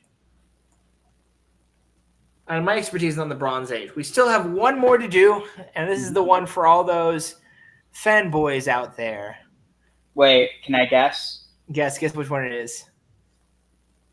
I'm probably going to need a hint. Well, what's the Bronze Age city that everyone knows about, but doesn't know much about the actual history of? That we haven't done already. Okay, city. I need a region. Oh, Anatolia. Troy. Troy. Good job. Okay. Tari. Wait, so I'm confused. So there, I know it's called Wulusa or Wiliusa, but what's Tariusa? Tariusha. Yeah. I actually don't know Tariusha. Maybe I made a mistake with something. Tarhun Tasha. That was the one we looked at. That was by Kesari. But Wilusha, this is an interesting city in and of its right. Based on real history and archaeology, not just looking at the Iliad, which is mythologized. But it was a city that combines the native Luwian culture with also Greek and Balkan cultures. And this is attested in the Iliad as well, not just in archaeology. I chose to go with the Luwian hieroglyphic for a horse because obvious reasons. And also the Luwian hieroglyphic for the sun because it's on the west coast of Anatolia, looking out onto the Aegean and the Hellespont. And the Bosphorus, excuse me. What's the difference between the Hellespont and the Bosphorus? I forget. I think the Bosphorus is a strait, and then the Hellespont is the bridge. Yeah, so I think it's so the Hellespont would refer to the bridge between Greece and Anatolia, whereas I think the Bosphorus is actually what's in between. So it's almost like that which goes over versus the thing it goes over. Well, Wilusha is mentioned in these sources kind of at the end of this period. They're involved in the Piamaradu affair. Or Piamaradu is this marauder who's trying to take over the city from Alexandru, who is the rightful king and a vassal of the Hittites. What was the first name you said? Piamaradu, which Is sounds that a lot like Priam? And what does Alexandru sound like? Alexander? And what was Alexander another name for? I don't know. I think Alexander was another name for Paris. Oh. Yeah, because Alexander means lover of people, right? Yeah. So there is some attestation to the Trojan War having happened. These characters were real people, but they all get mixed around, kind of like with the Bible. It's like the Greek version of the Bible, basically. Yep. Misremembered history mixed with mythology. Well, Wilusha was an important city, but not that important. But it's kind of like the only major center in its region, and it trades with a lot of regions that, kind of not connected to the Near East otherwise. I imagine that was probably where the amber from the north entered the Near Eastern world.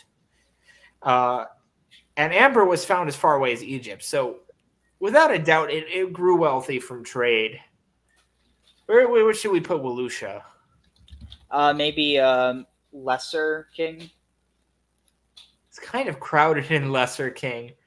What about Vassal King? Oh, I could see that. It's definitely weaker than Lucca. And I'm guessing probably weaker also than Carchemish. And probably also weaker than Mukish.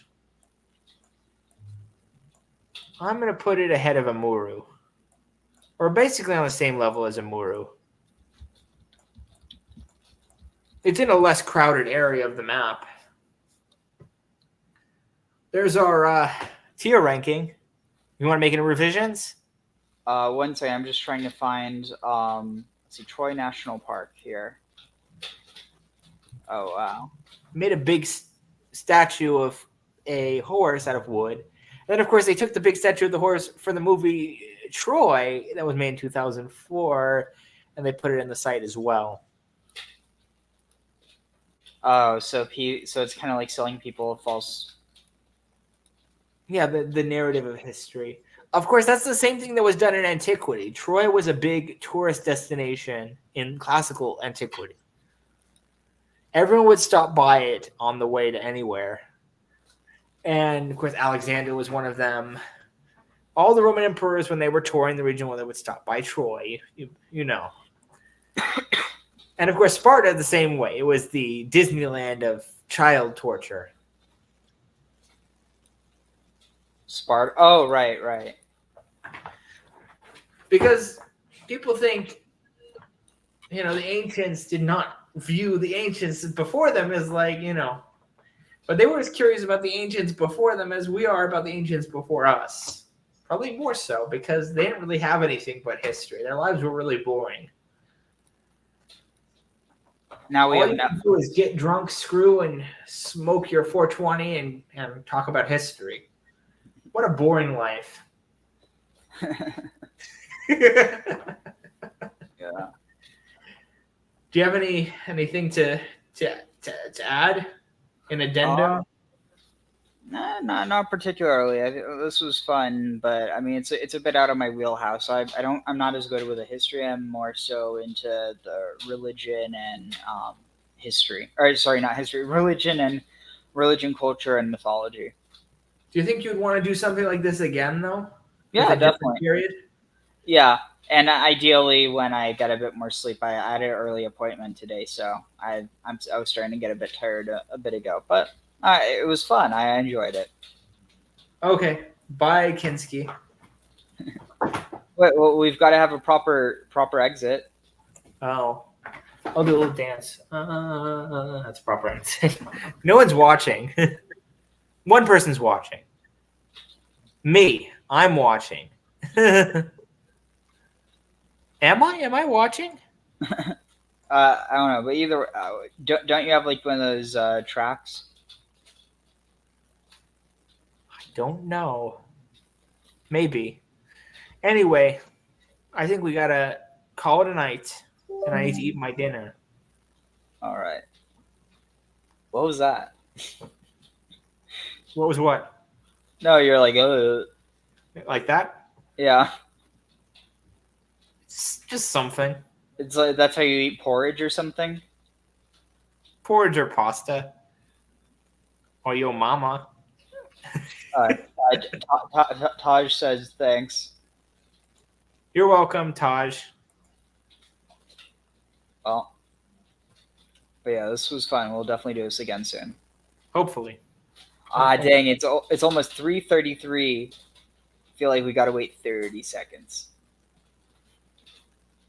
It's just too perfect. So, in the meantime.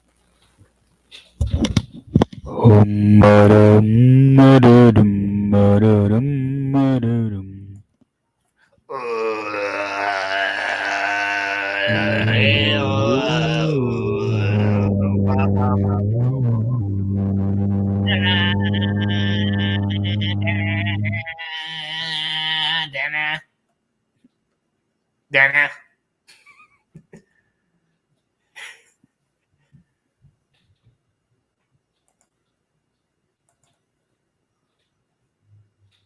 It's a good thing to do while gaming. Definitely. Don't lose all your money, though. All right. Okay, bye. Let's close this off. Take care.